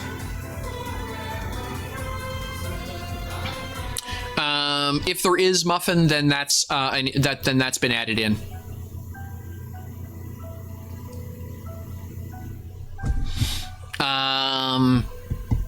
Okay, that's cool. I explicitly forbid that in my games. If they're okay, no, that's cool. I think maybe I have. I bought one of the earliest copies of the 5e rules. It may be that that's an errata. I think it's a reasonable errata, or I missed it the first time I read the book. One or the other. But either way, just straight up, I don't permit it because cheese. So let's talk about why do we dungeon. Okay, there we go, Efson. So thank you.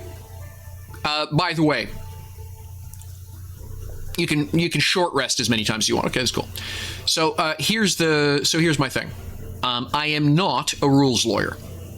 If a player says, but this, okay, if you're going to tell me that, then you look it up, give me the chapter and verse, and then I'll confirm it. I'm not memorizing a rule book. I have a story to run. So there are a couple things I just straight up know that I have said I don't like. The behavior I can see here is ugh. So my explicit answer is no, regardless of what the book says. And as a GM, it's my world. Welcome to it. So there's going to be a couple places I'll house rule stuff just because I don't like a mechanic, and I much prefer the story that I can tell with a different mechanic. So I'll do that. So let's go back to the quintessential question is how do you handle resting in dungeons? Well, why are we in the dungeon to start with? We're looking for fights. Straight up, we're there for fights. Well, we're there for fights and loot. Most people are there mostly for the loot. The way you get the loot is the fights. So we're there for fights and loots. Okay, fights and loots it is, folks. So what's the throttle on progression? Rests. So I think the long rest rules are possibly a smidge too forgiving. I think the short rest rules are a smidge too forgiving. So if I recall correctly, rests are not interrupted by less than 5 minutes of strenuous activity. Most fights last less than 2 minutes. It's 100, keep in mind, 10 rounds per minute. 20 rounds of combat? I don't think I've ever run that fight. Pretty sure the longest I've ever run was 11 rounds. The players thought that was just off the bloody charts. It was 11 or 12 rounds. So technically, you could do a Death Blossom fight, and it not interrupt rules as written, and have it not interrupt a short rest. I call BS. So my rules are simple. Take damage, cast spells, you just voided your short rest. Yeah, okay, let's just play the game here. Let me look it up.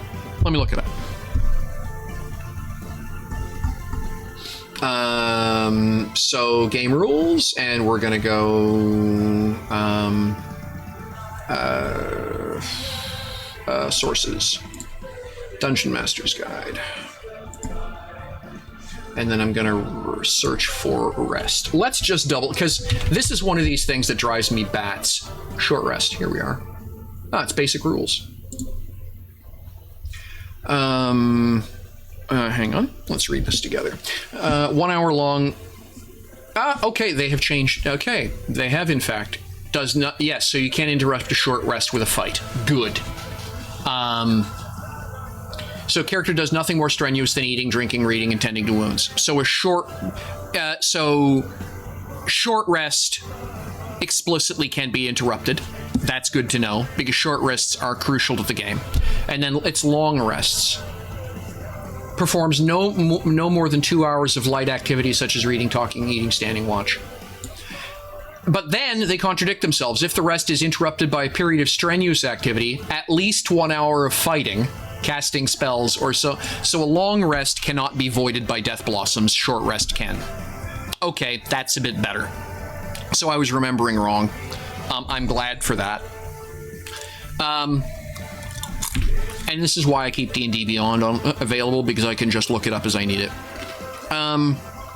So the way I do short rests straight up is I will roll random encounters. If you're in a dungeon, a random encounter is about and then you have to decide. Okay, let me back the truck up. So if you're GMing a dungeon, you have to ask, what's the background? So there are some dungeons where nothing is going on. I mean, straight up, it's a static hole in the ground. There aren't patrols. So the first thing is patrols are not random encounters. They are patrols. As a GM, you should know where they are, where they go. And if the players camp in the middle of a patrol route, it shouldn't be a question about if there's an encounter. The group should get run over by the patrol. And once they whack the patrol, that information should carry through the dungeon.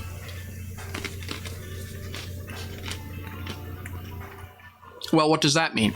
That means that if Bob the Orc and Sam the Orc and George the Orc all head off on patrol and don't come back, you know, Big Bob, the orc boss, is going to go, that would be the second patrol that didn't come back today. I bet you there are adventures in the dungeon again. Right, everyone suit up, we're going looking. What? Why would they sit there and wait to be slaughtered? They would attack. That's what orcs do. Now, the other thing I think is useful as patrols are slimes, oozes, puddings. Why? Because they're looking for lunch. They don't have to be bright. They just have to wander a dungeon cleaning up the mess caused by other people's fights. That's literally their ecosystem niche. So if you have a like a cave complex, I think probably an ooze or a slime or a pudding should be part of the landscape. It's the cleanup crew. Otherwise, literally, every dead adventurer group that has ever come in here is going to be littering the place from door to end. Because the players are ostensibly the first group to successfully loot the joint, right? That means everybody else died or ran away. So where are the bodies? So rests should be perilous. If you were doing random encounters, just straight up, you know, does Sally the Goblin, Sue the Goblin, and Pinky the Goblin decide we're bored, we're looking for fights and loots because we're goblins? So the goblins go off adventuring looking for fights and loots, and that's a random encounter. It's not a patrol, it's not scheduled. Well, that's different. But again, what else is in the dungeon? So your fights and loots goblin patrol, your fights and loots goblin adventuring party should be dangerous enough to take on the dungeon. Because they do, right? Otherwise, they wouldn't be doing this. So they haven't lost yet. So your resting party in a dungeon is perpetually living in a state of terror if you're doing things right. Because there's about a 1 in 8 chance during every 15 minutes of an active dungeon, about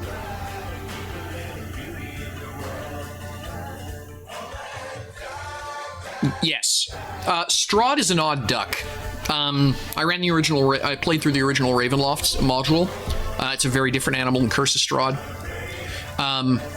But certainly you, and this is the thing, it takes you it's random encounters. Thank you, J-Game. That's exactly what I've been trying to articulate.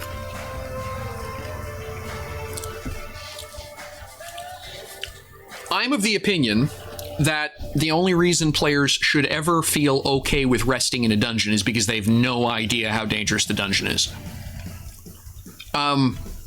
Most of the players I've dealt with would prefer to camp outside the dungeon. Literally set up a base camp, you know, a 15-minute walk away where they're unlikely to get patrolled. Now, if you're doing a lost tomb, okay, sure, there's nothing alive in there. By definition, the ecosystem is dead. There may be wandering undead, but undead tend to be pinned to a location waiting for a trigger, right?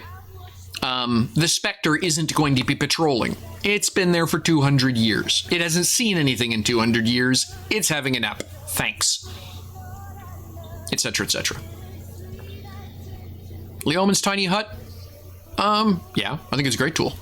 Game I played, the College Whispers Bard, straight up, that was the most common spell cast by the wizard, was Leodman's Tiny Hut. Bunker down, lock up. The problem was that uncomfortable morning when we all woke up when, what's that shadow outside? Because keep in mind, it's translucent. You can't see in, you can't see out. There was this really big shadow up against the frosted glass. And the players were all thinking, Lovely.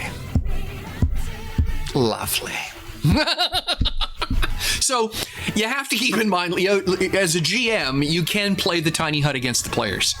It's a, to quote Eddie Murphy, it's a big goddamn plastic bubble. You can't get in, you can't get out. It's a big goddamn plastic bubble. So the players are locked in a box as much as everything is locked out of the box.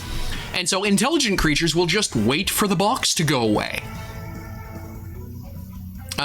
There's few things more frustrating to a group of players going, can anyone tell me what that is? Well, kind of humanoid shaped through the frosting. What's the thing they're carrying? High int roll. Think they're setting up a ballista. Oh. There's all kinds of ways you can, so that you can ratchet the tension up. You can take safe to unsafe by asking the question, if I'm a player and the creature I want to kill is on the inside of the hut, how do I as a player void the advantage? I sit up and wait for them to drop the hut. Then just have your villains do that. As a G, one of the most complicated things to keep in mind, as awkward as it sounds, is as a GM, you are a player at the table. You're not the GM, you're the player of the bad guys. The bad guys want to win, and by definition, the bad guys have never lost. Well, how do I know they've never lost? They're here for this encounter. If they've lost, they're dead and looted already. So by definition, every time you have a random encounter or a planned encounter for your party, they're literally dealing with the bunch that have survived up to this point, and so have all the dirty tricks, have seen all the stupid shit adventurers do. Now, if they're stupid, and by which I mean actually stat block low int, then you can, or low wisdom, then okay, fine, they're bricks, and they're just running on instinct. I'll chew on the fuzzy wall because I know that there's creatures inside. I can smell lunch inside the fuzzy wall. Okay, fine, but the players on the inside will still be going, what's chewing on the hut? Okay, do we want to drop the hut right now and deal with that, or hope it doesn't chew through? Because don't forget, it's a spell slot if they drop the hut, and it void, etc., etc. So, my thoughts on Leodman's Tiny Hut is it's a fantastic tool for the players and the GM. It's a fantastic tool. I think, and I don't mean that in a spiteful way. I literally believe that as if you are a spellcasting character, it is on the, yes, you should have this in your spell list. Somebody in the group should have Leodman's.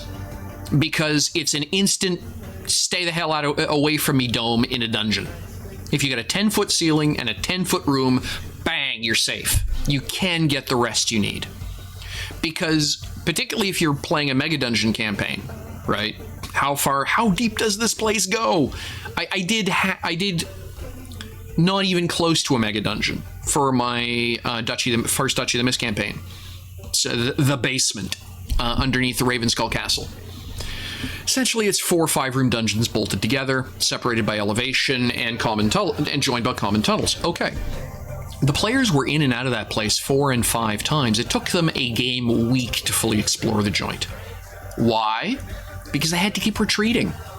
They'd get into a couple of brutal fights. They'd chew through everything they owned. Yes, I agree with you. Yes, completely agree with you, J-Game. So they chew through a pile of spells, they'd knock off all their potions and go, this place is trying to kill us. Yes, says the GM, it's holding an ancient evil that the original manufacturers of the joint don't want released. Oddly enough, really trying to kill you. So then the players would literally have to leave the dungeon, go someplace safe, effectively back to town, rest up, and come back and clear out the next room or two. Leodman's Tiny Hut, if anyone had stopped to think of it, would have let them short-circuit that. They could have kept adventuring on a much tighter timeline, and there were many instances in that campaign to date where time is the single biggest enemy the players have.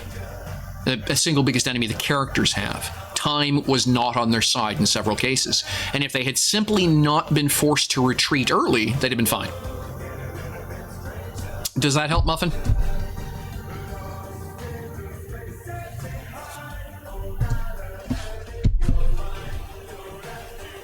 I just put my email address there in case anyone wants to send questions to me that I can talk about in my next session.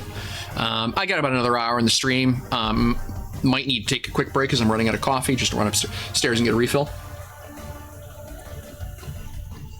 But this is fun. I'm having a great question. This is so many good questions. So many good questions.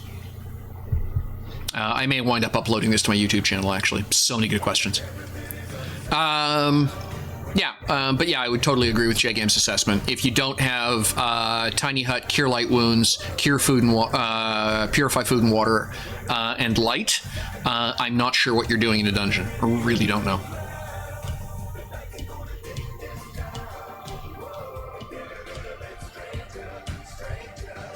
Okay, I think we're done for questions now. I'm going to take a moment and pop back to my buildy stuff, and when people are ready, let me know.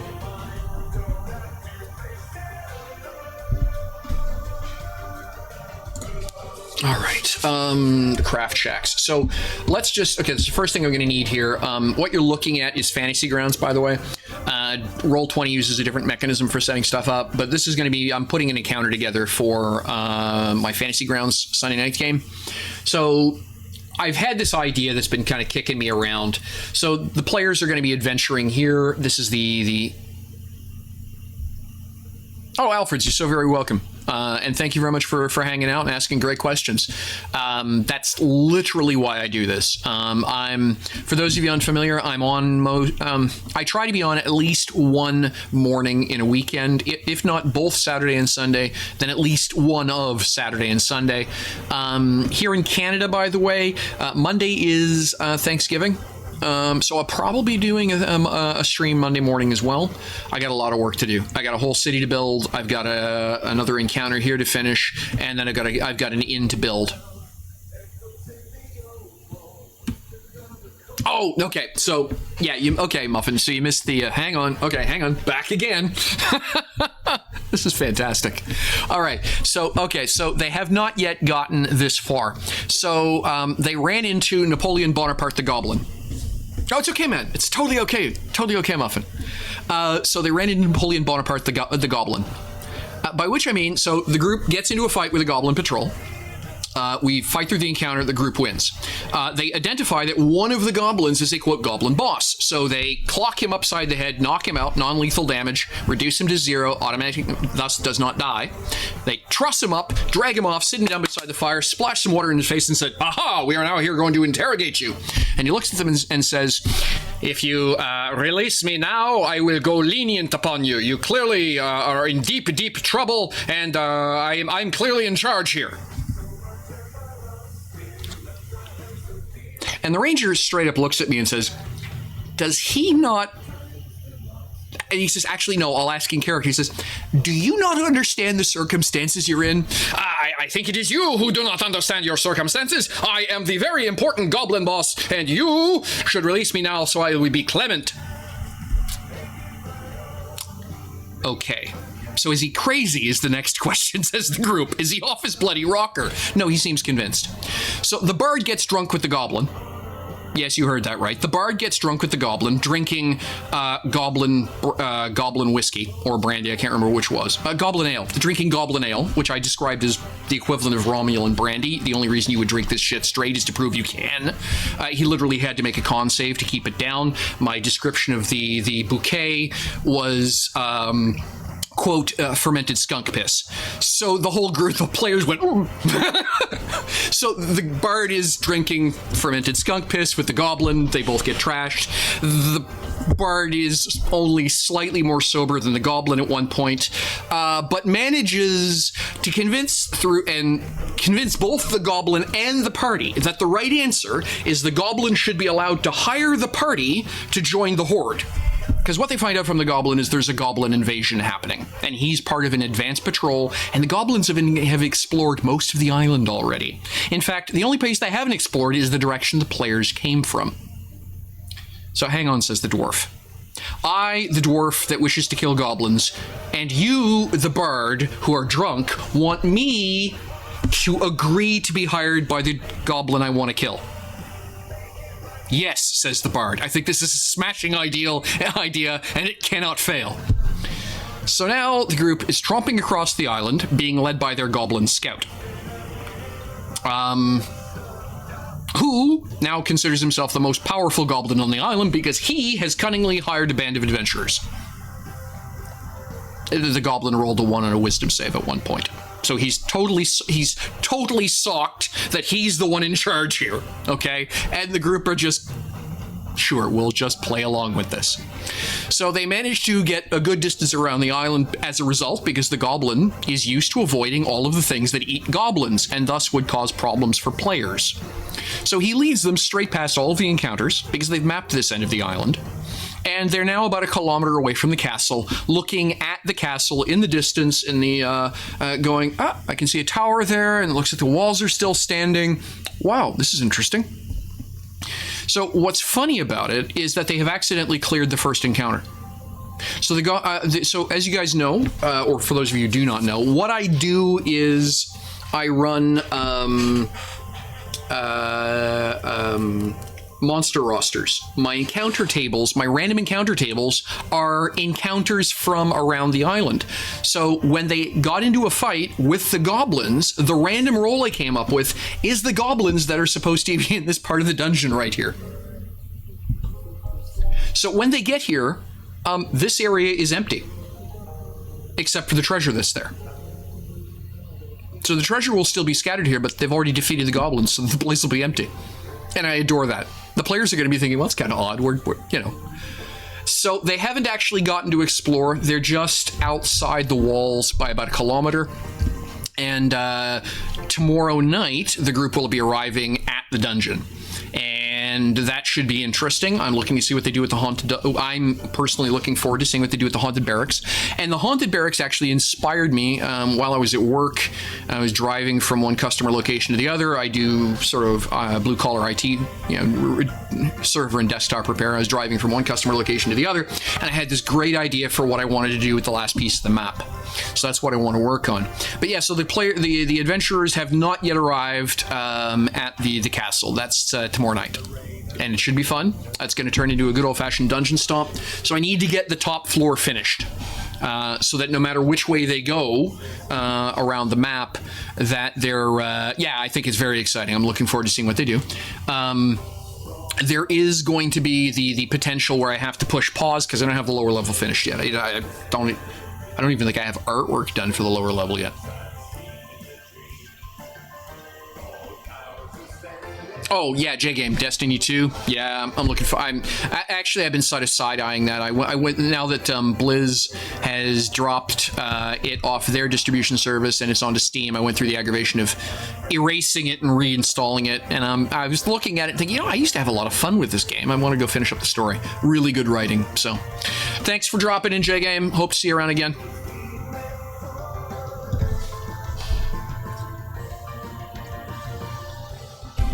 So anyway, so I'm going to put this, get working on this encounter here. If you got any questions about what it is I'm doing or why it is I'm doing it so badly, shout it out.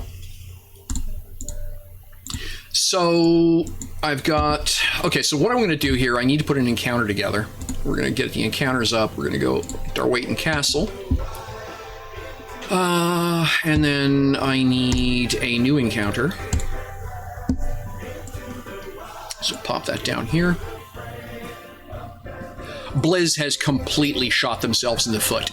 I know what that is. So allow me to rephrase. In my humble opinion, Blizzard is no longer managed by Blizzard. Blizzard is managed by its shareholders, or the board at Activision. And that's why you're starting to see a lot of different faces at BlizzCon. That's the reason that so much is going on that just doesn't make sense. It's not the old school Blizzard. Oh,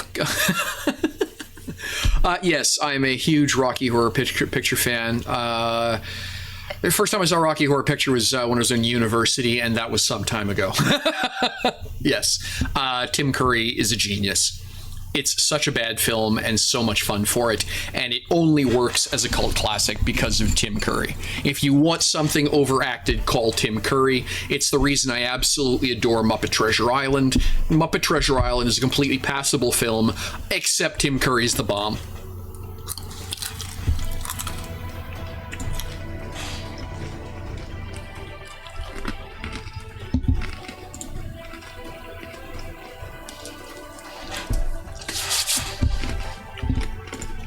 Okay, sorry, just noticed my my Discord was pinging. I needed to check that. Okay, so now it's going to be a ghost. Why is it going to be a ghost? Because the group can't deal with anything more than a CR4. Now, I'm going to copy that. CR4, 1100 XP. This is going to be awkward, and I have to be very careful about the setup on this one because I don't want to kill the group. Scare the crap out of them? Yes. Kill the group? No.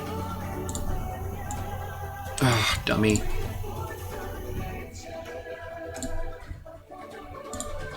This is CR4.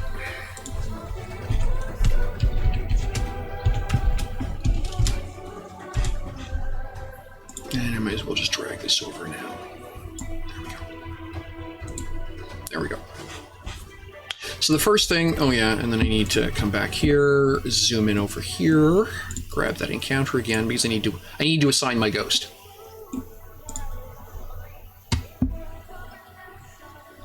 And I'm going to put the ghost over here. So the reason the ghost is over here is because straight up players tend to map right.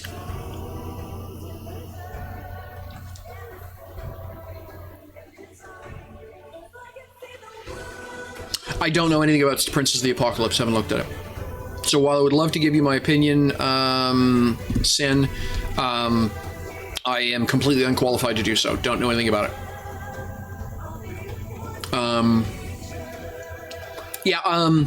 So, and this is the weird. I don't run a lot of canned content.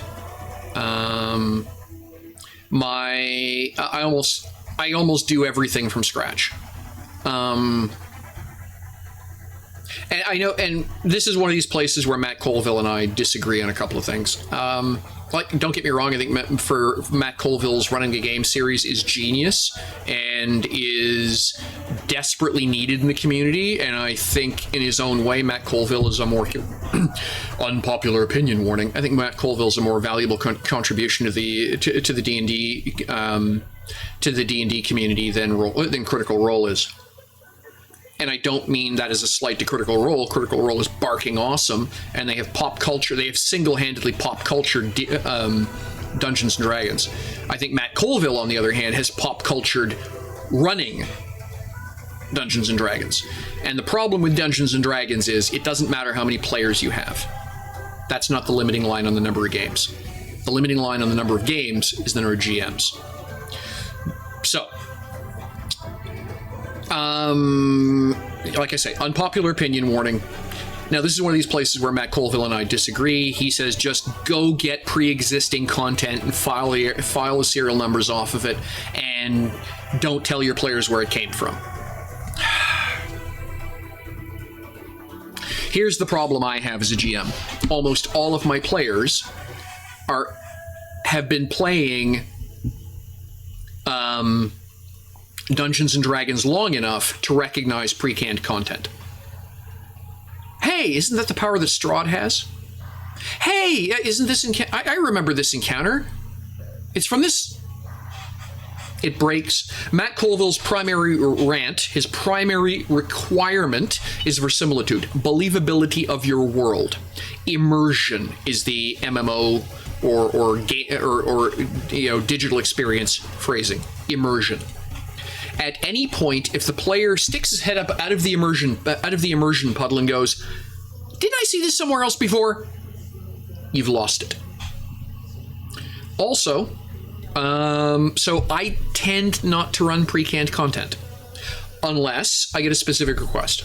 If players come to me and say, "I desperately want to see you do Curse of Strahd," okay, then we'll do Curse of Strahd. "I desperately want to do Waterdeep Heist." Okay, well, we'll do Waterdeep Heist. Sure. Because, again, as a GM, I am one player at the table. If we can all talk about it and we're all sure we're going to have fun with it, let's do it. But if you're asking me what I have fun about, it's doing this stuff. So one of the coolest experiences I had as a GM was I wrote a campaign module for a Dungeons and Dragons tournament, 2nd edition, in Halifax, Nova Scotia. There was a gaming convention back in the day called NovaCon. And I was invited by the NovaCon board to prep the tournament module for the weekend. It went over very well. Everyone had a lot of fun with it. I got some really good feedback from the GMs. The way it worked was that Friday night, so weekend con, 16 hours Saturday, 16 hours Sunday was the game schedule. Okay, 32 hours worth of game. Everything needed to be done, wrapped.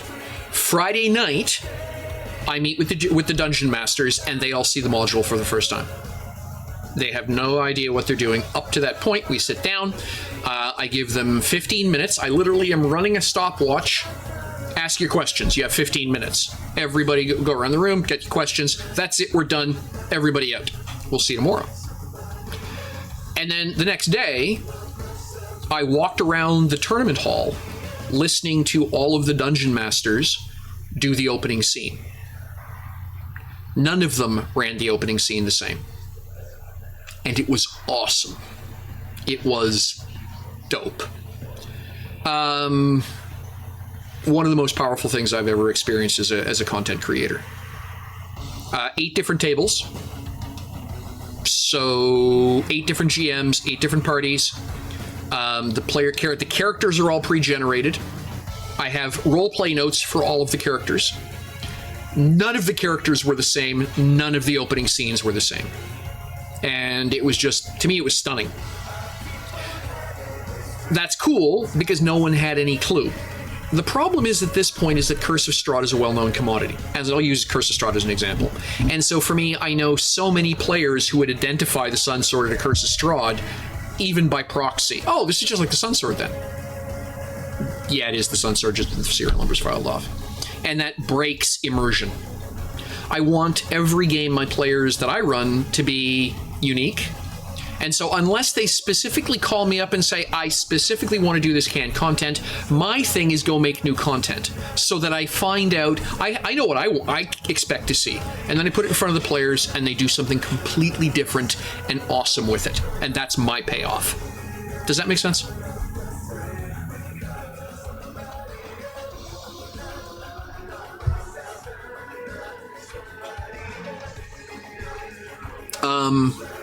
Now, so to answer your question, what stat block would I use? Okay, so I guess the question is how badly are you trying to scare your characters?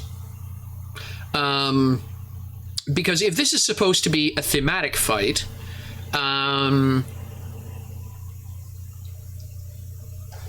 yeah, okay, so I have not figured out why it is that Streamlabs or Twitch will not let links be posted. So, yeah, I'm not sure what's up with that. Yeah, oh, okay, well, setting on my stream. See, I've looked for it and I can't find it. I'll tell you what. Yeah, okay, cool. Well, hang on. Let's go OPSEC Blue, and then let's get my stream page up in front of me here. Because it actually pisses me off, kind of. Twitch. Channel. I haven't been able to find it, and I've looked for it a couple times. It kind of drives me bats. I presumed it was under security and privacy, but I couldn't find it.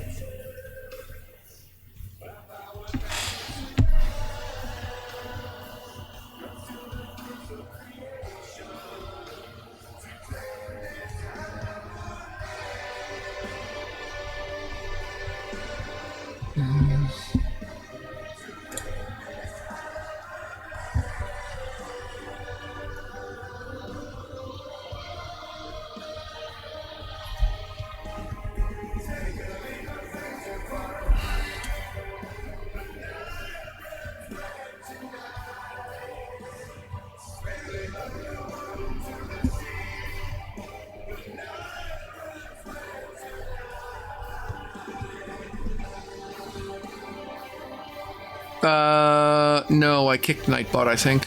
I got pissed off at it once. Hang on a second. Let me. Yeah, no, I was running Nightbot, and then it was just being ludicrous, so I got rid of it. I've ditched out bots pretty much. Yeah. Anyway, so I'm not sure what's up. I'll tell you what I can do. Hang on a second here.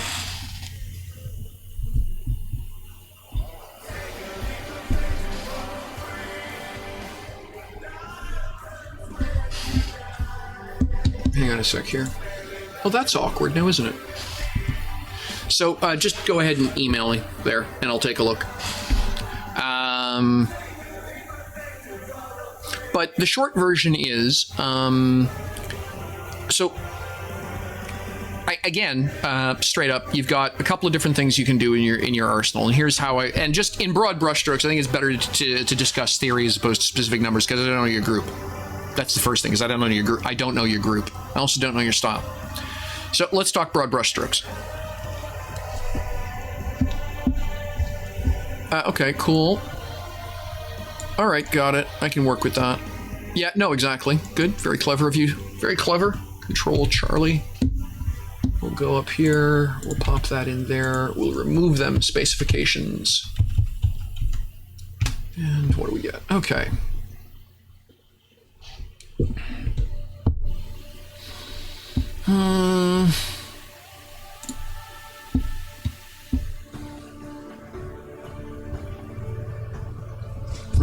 Two legendaries.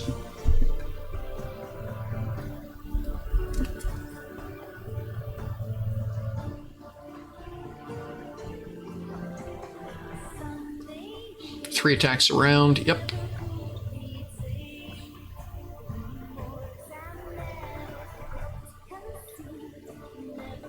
Okay, that's hysterically funny. That's really bloody funny.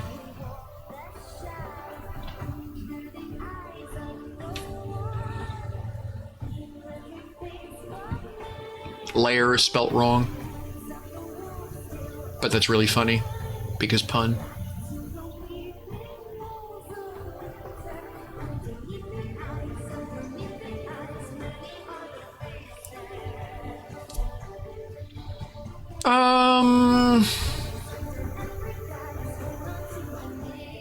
Okay, so here's what I'm going to tell you about Marvin. Players hate crowd control. Allow me to rephrase. Players, and notice what I'm saying. I'm saying players, not characters. Players hate crowd control used on them. So taking agency away from the players, taking agency away from the characters is something I tend to be a little light-handed about. Now, this is stylistic. Okay, you're into GM style questions here. All right, so, and what I tend to, because the problem is once in a while is okay. All right. I tend not to make it a thing in my campaigns. So, for example, very recently, my Duchy the Mist game literally wound up having a hostage negotiation with a Greater Aranese, who described herself as the Spy Mistress of Hell, and her court of 6 succubi. Now, the Greater Aranese was interested in actually helping the group because of a mutual foe. But the real threat on the table was not the Greater Aranese. It was the fact that there were enough succubi in the room to just charm the party. And that was literally going to be the opening move. If the players provoked a fight, the opening salvo was charm person across the party. Because they really weren't interested in fighting, and honestly, they had other things they needed to do that were more valuable than fight the party. And the party might actually win that fight, so why would you let them fight? But implicitly, that loss of control, the party was incredibly polite. One of the players had straight up done the math and said, you know, we can win this, right? And everyone else said, shut the blank up. Because it doesn't matter how cool your sorcerer is with his double tap fireball if, hey, Godfather, how you doing? Yeah, it doesn't matter how cool your sorcerer with Fireball, double tap Fireball is, if he's Charm Person and just standing there drooling. Like, his DPS is 0. Indefinitely. So the players were far more frightened of Charm Person than they were of like, they had literally just fought, an Iron Golem and a Shield Guardian, and their answer about that was, yeah, get it out of our way, we're busy.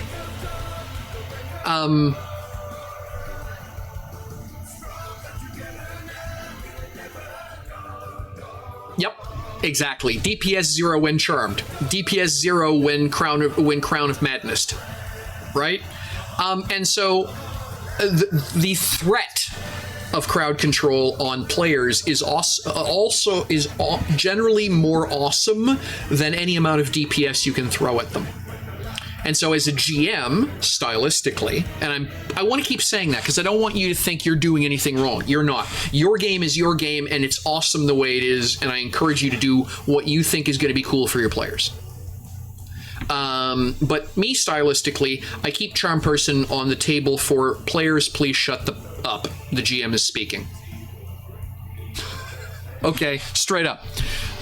If I don't want the players to precipitate a fight, I put Charm Person, Hold Person, Mass Hypnosis on the table as tools in the villain arsenal. So if that's not what you're going for here, you might want to think about that. The first time that Charming Gaze goes off... Yes, F-Sin. And by the way, Ring of Spell Storing, funny thing about rings, they fit on the creature that puts them on. Want a jerk villain? Shadow Mastiff with a Ring of Spell Storing.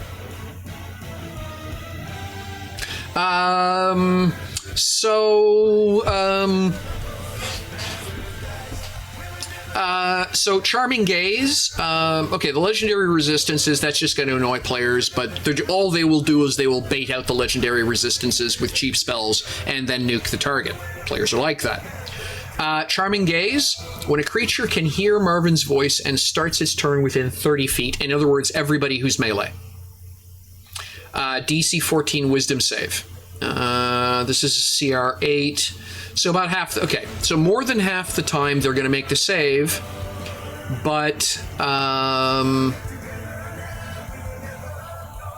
yeah, more than half the time they're going to make the save, but the times they don't, they're literally shut down for 1 round or 2 rounds.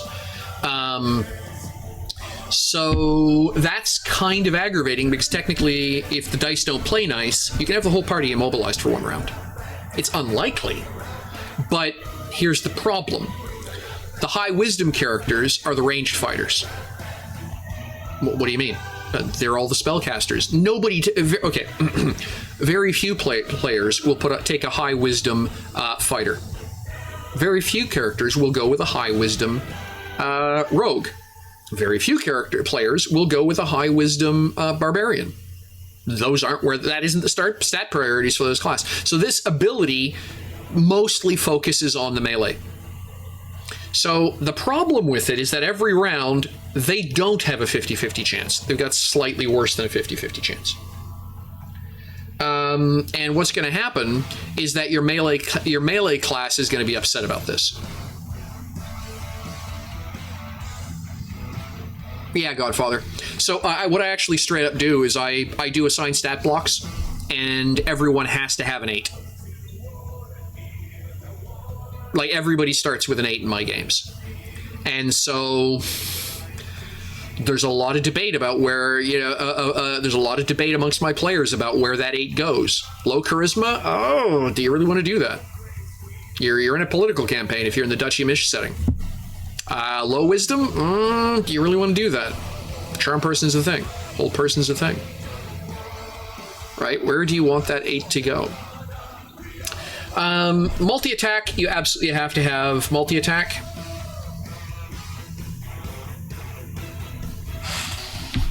Yep, cool. So multi-attack, 3 attacks, 1 with his and 2 with fists, insufficient. Again, action economy. Let's see here. Challenge 8. A challenge level 8 would be a party. Okay, would be 4 8th level characters. Okay, so that's 4 8th level characters. Okay, yeah. They're all going to. So he's going to be taking 8 attacks around and giving out 3. He's losing on the action economy. I would probably add a legendary resistance, a legendary reaction, which is parry. Or call it moonwalk. So he gets a legendary reaction once per round, moonwalk. So if it's within 2 points of his armor class, he just moonwalks out of there. 6 doing 4th. Hang on, let me balance that. Oops, sorry for the thump.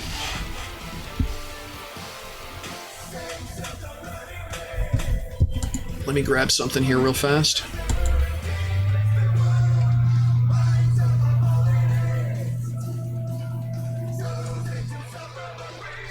Oh, come on, wake up, computer! I'm busy. I'm on a live stream. This is no time for you to nap. Online tools. Cool. Okay, so you said 6 at 4, and then 1 at 8. What are you looking at? That's medium encounter. Okay, yeah, he absolutely needs moonwalk. Okay.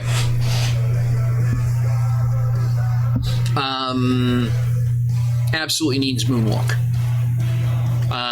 A couple of these characters will have multiple actions. So now you're looking at 6 to 10 around. He gets 3. No chance he's going to lose. Absolutely no chance. Sorry, no chance he's going to win. Absolutely no chance. Moonwalk is going to be just sufficiently irritating, however. Moonwalk and Breakdance, 2 legendary reactions once around. Moonwalk is 2 points to armor class as he just gets out of there. And then Breakdance is going to be essentially a free disengage.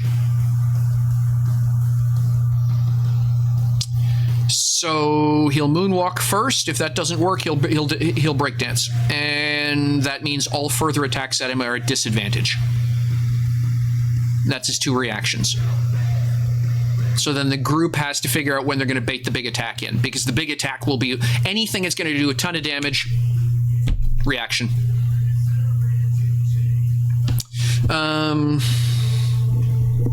Let's see here. So that's 2 changes I would make right away. It doesn't change his damage output. It means he lasts longer. Yeah, dodge action. Thank you, Sin. 136 hit points, 15 armor class. He's going to be getting hit about 2/3 of the time. So you can presume that the total... okay, I know what that is. Hang on. I have a mechanical hard drive in a toaster, and what you're hearing is the vibration through the mount. Let me turn my... is that better? If I turn my gain down a bit and move up? Test. Yeah, okay, I'm still getting good levels. Okay. There we go. Yeah, I had to turn my main mix down a bit. That's why I keep the mixing board where it is.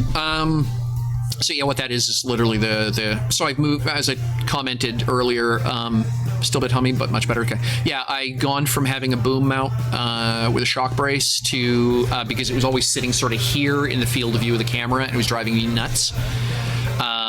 So what I did is I went to a desktop mount, and it's actually a nice mic stand. I really like it, but it's sitting directly on the desk, and even with 2 layers of foam underneath it, it's still picking up some vibration, so I'm not sure how I'm going to fix that. I like this Pile microphone, but I may wind up having to get a different mic, one that I can put into a proper shock isolation mount. I don't know. Anyway,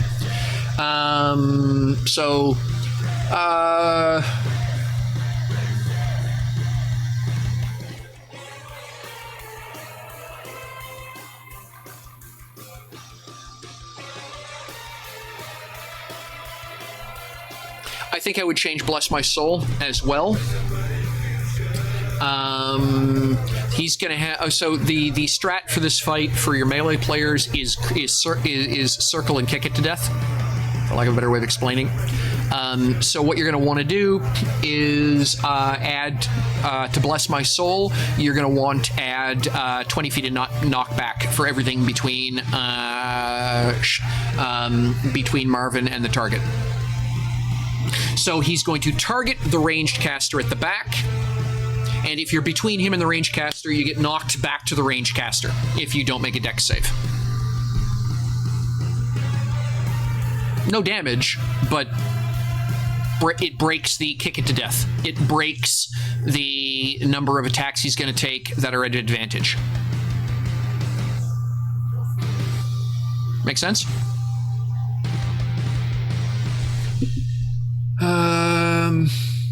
Yeah, Lair should be spelt L-A-I-R, but I think it's really, really funny as a pun the way you have it spelt, so GG. And then I think the Filter of Love thing is going to be hysterical. Poison, the DCs are too low. Make them DC 14, or all they are is random interference that most of the time won't do anything.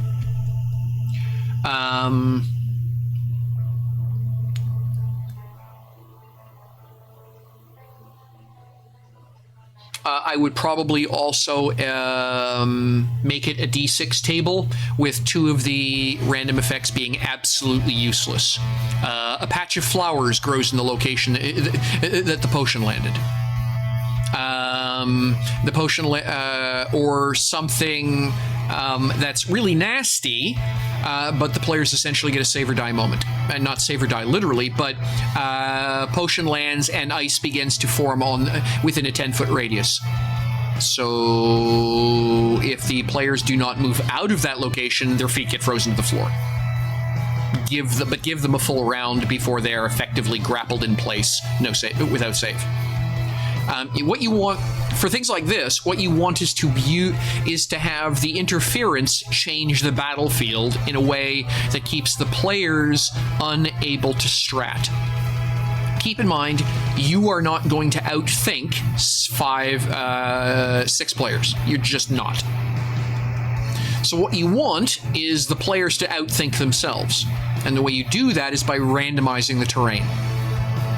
So, we will surround the villain. Why are my feet frozen to the floor?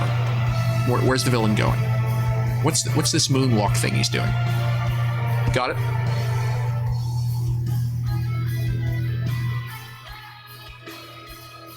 So damage is boring. Terrain effects are cool. So if you're going to random the battle, random terrain effects, because even then the players can't calculate random effects. The effect of having your feet frozen to the floor when Schwarm when you're the only thing in range of Schwarm with a haymaker is bad news, right? If your feet are frozen to the floor as the caster and Schwarm haymakers someone that you cannot run over and lay on hands to, that's bad news. Poison is just irritating. It's just more damage. And it's inconsistent damage. So, like I say, to me, I would randomize the floor a bit and track it on the map and have these as persistent effects that the floor just keeps changing under the players. Yeah. If you're worried that the players aren't going to take enough damage, as opposed to making it a random effect, just make Schwarm give Schwarm another attack on his multi.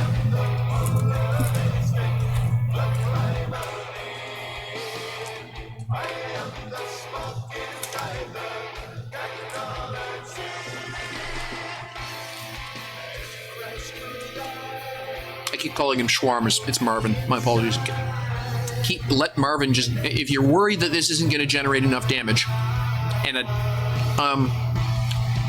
and by balance it probably isn't, then yeah, just give him another attack.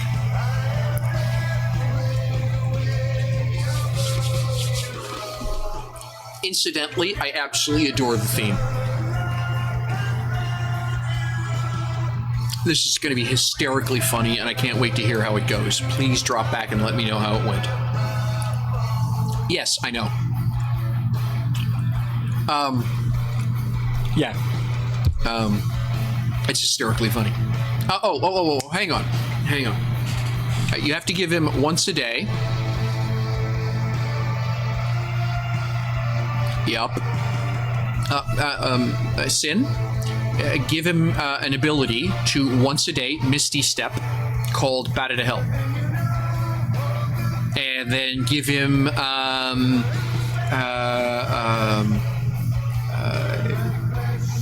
and when he makes his legendary resistance, have him the verbal shout out is "I won't do that."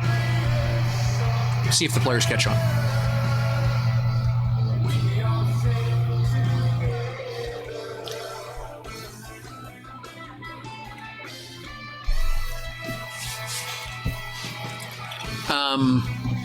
Mobility, by the way, is the absolute friend of a villain. So I am straight up serious about the Misty Step once per day. If the player's puppy pile can't move, I'm over here now. Probably standing beside your healer. Bop, bop, bop, bop, bop. That changes the fight. Everyone's got to relocate. It breaks the dynamic.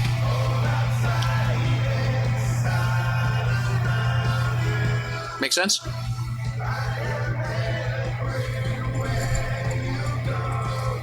I've probably added a CR onto your encounter, by the way, with all these suggestions, just so you're aware.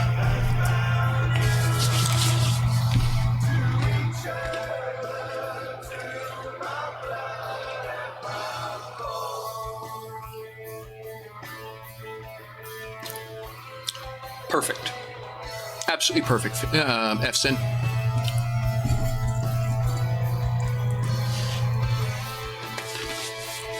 It's all right. Stream delay is a thing. Don't worry about it.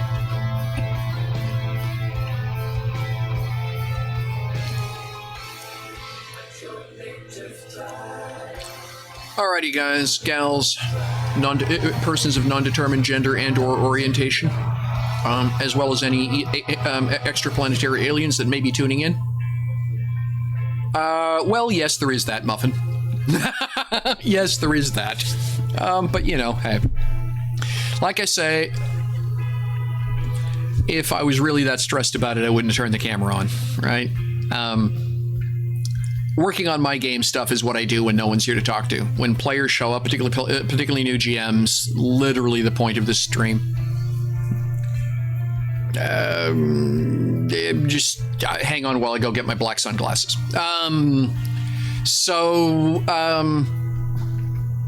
Yeah, no, so serious, straight up. If I was that stressed about whether or not I got that content written right now, probably wouldn't have turned the camera on, right? The whole point of this stream is first and foremost is I'm working on content for my games if other GMs don't need help. If other GMs need help, then that's what we're doing. So, however, it is noon, and in spite of it being a Saturday, I actually need to go to work. In addition to having a Monday to Friday job, I've also run my own company. Excuse me, my apologies. Yeah, I got to go up to the office and get some stuff done, wrap up a project for a customer. So I think it's just about that. It's just about that time. I'm gonna close up here. I've actually made some progress. I know what it is. I know what the ghost is about. I just needed to get it in there, so that I could, if the players blunder into it early. The one thing I do need to do is prep the treasure. Hang on a second. Give me a moment. So I'm just going to do this parcel right now, just so it's done.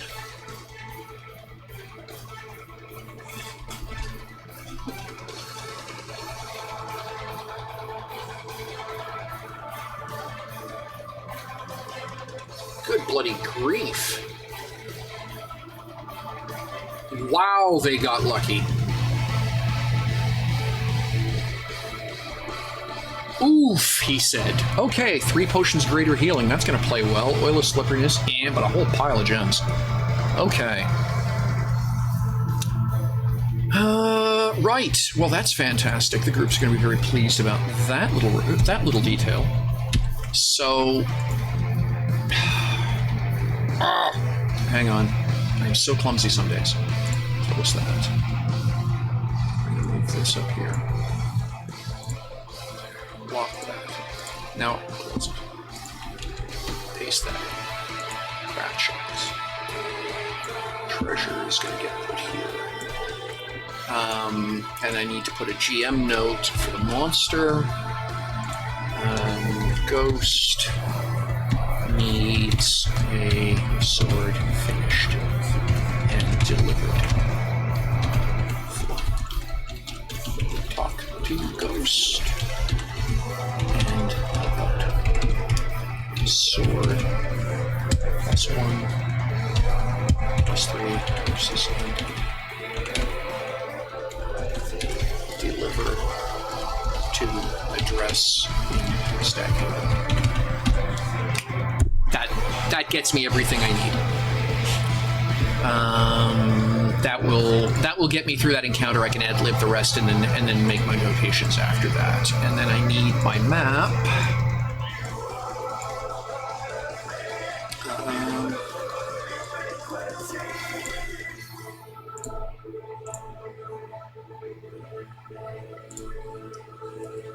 Go, and then that's the player narration is currently blank. I'm just put the pins in anyway, and this one here is the GM narration. I'll put that in there for now, and I can export that. So we're going to save and export, and this is select all, and it is read only, and we export.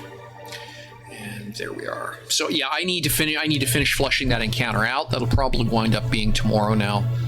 But I'm going to wrap it up here, folks. I need, like I say, I need to head up the office and get some work done. Real life is real, and sometimes it's a real drag. So thanks very much, everybody, for joining me. I deeply appreciate all the great fun I had today. I am going to... yes, you should. I am going to finish...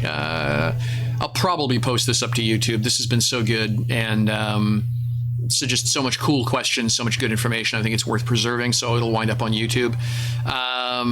And thank you for all the follows, for everyone who's started following. Thank you for the bits. It's all deeply appreciated. It keeps me going. It's what I do this for. On a slightly more somber note, everybody, please. One of the things about being a gamer is that we're all creatives. Oh, awesome! Another follow. Thank you so much, Godfather. And part of the creative territory is that every once in a while we struggle. So there's no problem with struggling. There's no shame in struggling. If you've got friends, everybody you game with wants you to do well. If you don't know what else to do, please talk to somebody. There's no shame in saying, hey, times are tough, I need an ear. Most people are willing to listen. That's the nature of creatives. Take care of yourselves. Have fun with whatever it is you're doing. Look forward to seeing some of you again tomorrow. And for those of you catching things on the VOD, the VOD afterwards, hope you had fun. Take care of yourselves. Bye-bye.